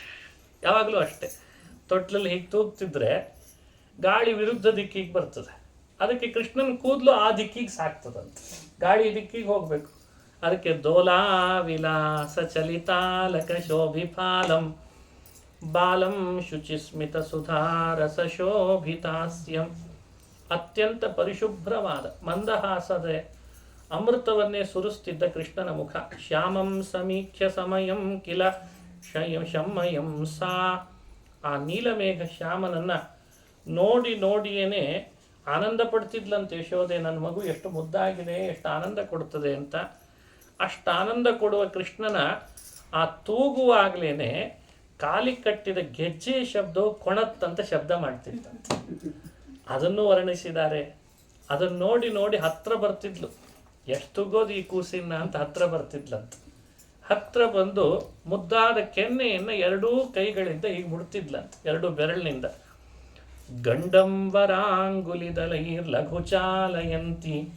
ಮೆಲ್ಲನೆ ಕೆನ್ನೆ ಮುಟ್ಟಬೇಕಂತ. ಆ ಮುದ್ದಾದ ಕೆನ್ನೆ ಹಾಗಿತ್ತು ಕೃಷ್ಣನ್. ಸಾಮಾನ್ಯ ಮಗು ಮಲಗಿದ್ರೆ ಎಷ್ಟು ಚೆನ್ನಾಗಿ ಕಾಣಿಸ್ತಿರ್ತದೆ ತೊಟ್ಟಿನಲ್ಲಿ. ಆ ಕೆನ್ನೆ ಹೀಗೆ ಮುಟ್ಟಬೇಕಂತ. ಆ ಮುಟ್ಟಿದ ಕೂಡಲೇ ಕೃಷ್ಣ ಸಹಜವಾಗಿ ಮಂದಹಾಸ ಬೀರ್ಬೇಕಂತ. ಮಂದಸ್ಮಿತಂ ನೋಡಿ, ಮಂದಸ್ಮಿತ ನನ್ನ ಮಥೋ. ಮೊದಲೇ ನಗತಿತ್ತದು, ಮೊದಲೇ ನಗೋ ಮಗು ಅದು. ಅದು ಹತ್ತದ್ದು ಕಡಿಮೆ. ನಾವು ಅಳೋದು ಬರೀ ಅಳೋದ ಅಳಬುರ್ ಕಾಂತ ಎಸೆಟ್ಟಿರ್ತಾವ ನಮ್ಮ ಕಡೆ. ಏನು ಅಳ್ತದ ಇದು ಗೊತ್ತ? ಸಾಕಾಗಿ ಹೋಗಿರ್ತಾವ. ಅವು ಅಳೋದೇನು, ಆ ಸಿಂಬಳ ಸುರಿಸೋದೇನೋ, ಏನೇನು ಉಪಯೋಗ ಇರಲಿ. ಇವು ಎಲ್ಲ ಮಕ್ಕಳನ್ನ ನೋಡಿರ್ತಾವಲ್ಲ, ಆದ್ರೂ ಬಿಡೋಂಗಿಲ್ಲ. ಮತ್ತೆ ಹಡ್ದು ತಪ್ಪಿಗೆ ಅವು ಮಾಡ್ಬೇಕು ಇವು ಮಾಡ್ಬೇಕು ಅನ್ನೋದು. ಇವನ್ ನೋಡಿ ಇಷ್ಟು ಆನಂದ ಪಡ್ತಾರೆ. ಇದು ಕೃಷ್ಣ ಹೇಗಿರಬೇಡ ಹೇಳ್ರ, ಅಪ್ರಾಕೃತ. ಅಲ್ಲಿ ಏನು ಮಲನೇ ಇಲ್ಲ, ಮಲ ಇಲ್ಲ, ಅಶುದ್ಧಿ ಇಲ್ಲ, ಪರಿಶುದ್ಧ. ಅದಕ್ಕೆ ಪದೇ ಪದೇ ವಾದರಾಜರು ಶುಚಿಸ್ಮಿತ ಶುಚಿಸ್ಮಿತ ಅಂತ ಕರೀತಾರೆ. ಆ ಅಪ್ರಾಕೃತ ಶ್ರೀಹರಿ ಕೃಷ್ಣನಾಗಿ ರೂಪ ತಗೊಂಡು ಚಿನ್ಮಯನಾಗಿ ಬಂದಾಗ ಎಲ್ಲಿಲ್ಲದ ಆನಂದ. ಅದಕ್ಕೆ ಮಂದಸ್ಮಿತಾನನ ಮಥೋ ಪರಿರಂಭಯಂತಿ. ಕೆನ್ನೆ ಮುಟ್ಟಿದ ಕೂಡಲೇ ಮಂದಹಾಸ ಬೀರಿದ್ರೆ ಅವನನ್ನು ಆಲಿಂಗಿಸ್ಕೊಳ್ಳೇಬೇಕು ಅನ್ನಿಸ್ತಿತ್ತಂತೆ ಯಶೋದೆಗೆ. ಆ ಸಮಯಕ್ಕೆ ಗಟ್ಟಿ ಅವತ್ತುಕೊಳ್ಳುತ್ತಾಳೆ. ಆಲಿಂಗಿಸ್ಕೊಂಡು ಕೂಡಲೇ ಎದೆಯಲ್ಲಿ ತಾನಾಗೆ ಹಾಲು ಸುರಿತಿತ್ತಂತೆ.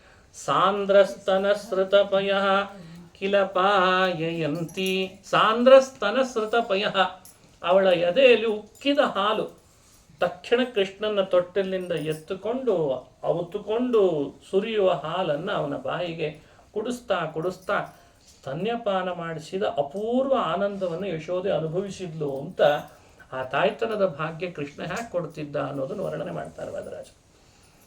ಎಷ್ಟು ಪುಣ್ಯ ಮಾಡಿರಬೇಡ ಯಶೋದೆ, ಕೃಷ್ಣನಂಥ ಶ್ರೀಹರಿಗೆ ಅಪ್ರಾಕೃತನಾದ ಚಿನ್ಮಯನಿಗೆ ಸ್ತನ್ಯಪಾನ ಮಾಡಿಸಿದ ಭಾಗ್ಯ ಅವಳದ್ದು ಅಂತ ಈಗ ವರ್ಣಿಸ್ತಾರೆ. ಇವತ್ತು ಸಮಯ ಹೆಚ್ಚಾದದ್ದಕ್ಕೆ ಇಲ್ಲಿ ಮುಕ್ತಾಯ ಮಾಡ್ತೇನೆ. ನಾಳೆ ಮತ್ತೆ ಮುಂದಿನ ಭಾಗ ನೋಡೋ ಪ್ರಯತ್ನ ಮಾಡೋಣ. ಶ್ರೀಕೃಷ್ಣಾರ್ಪಣ ವಸ್ತು. ಹರಯೇ ನಮಃ.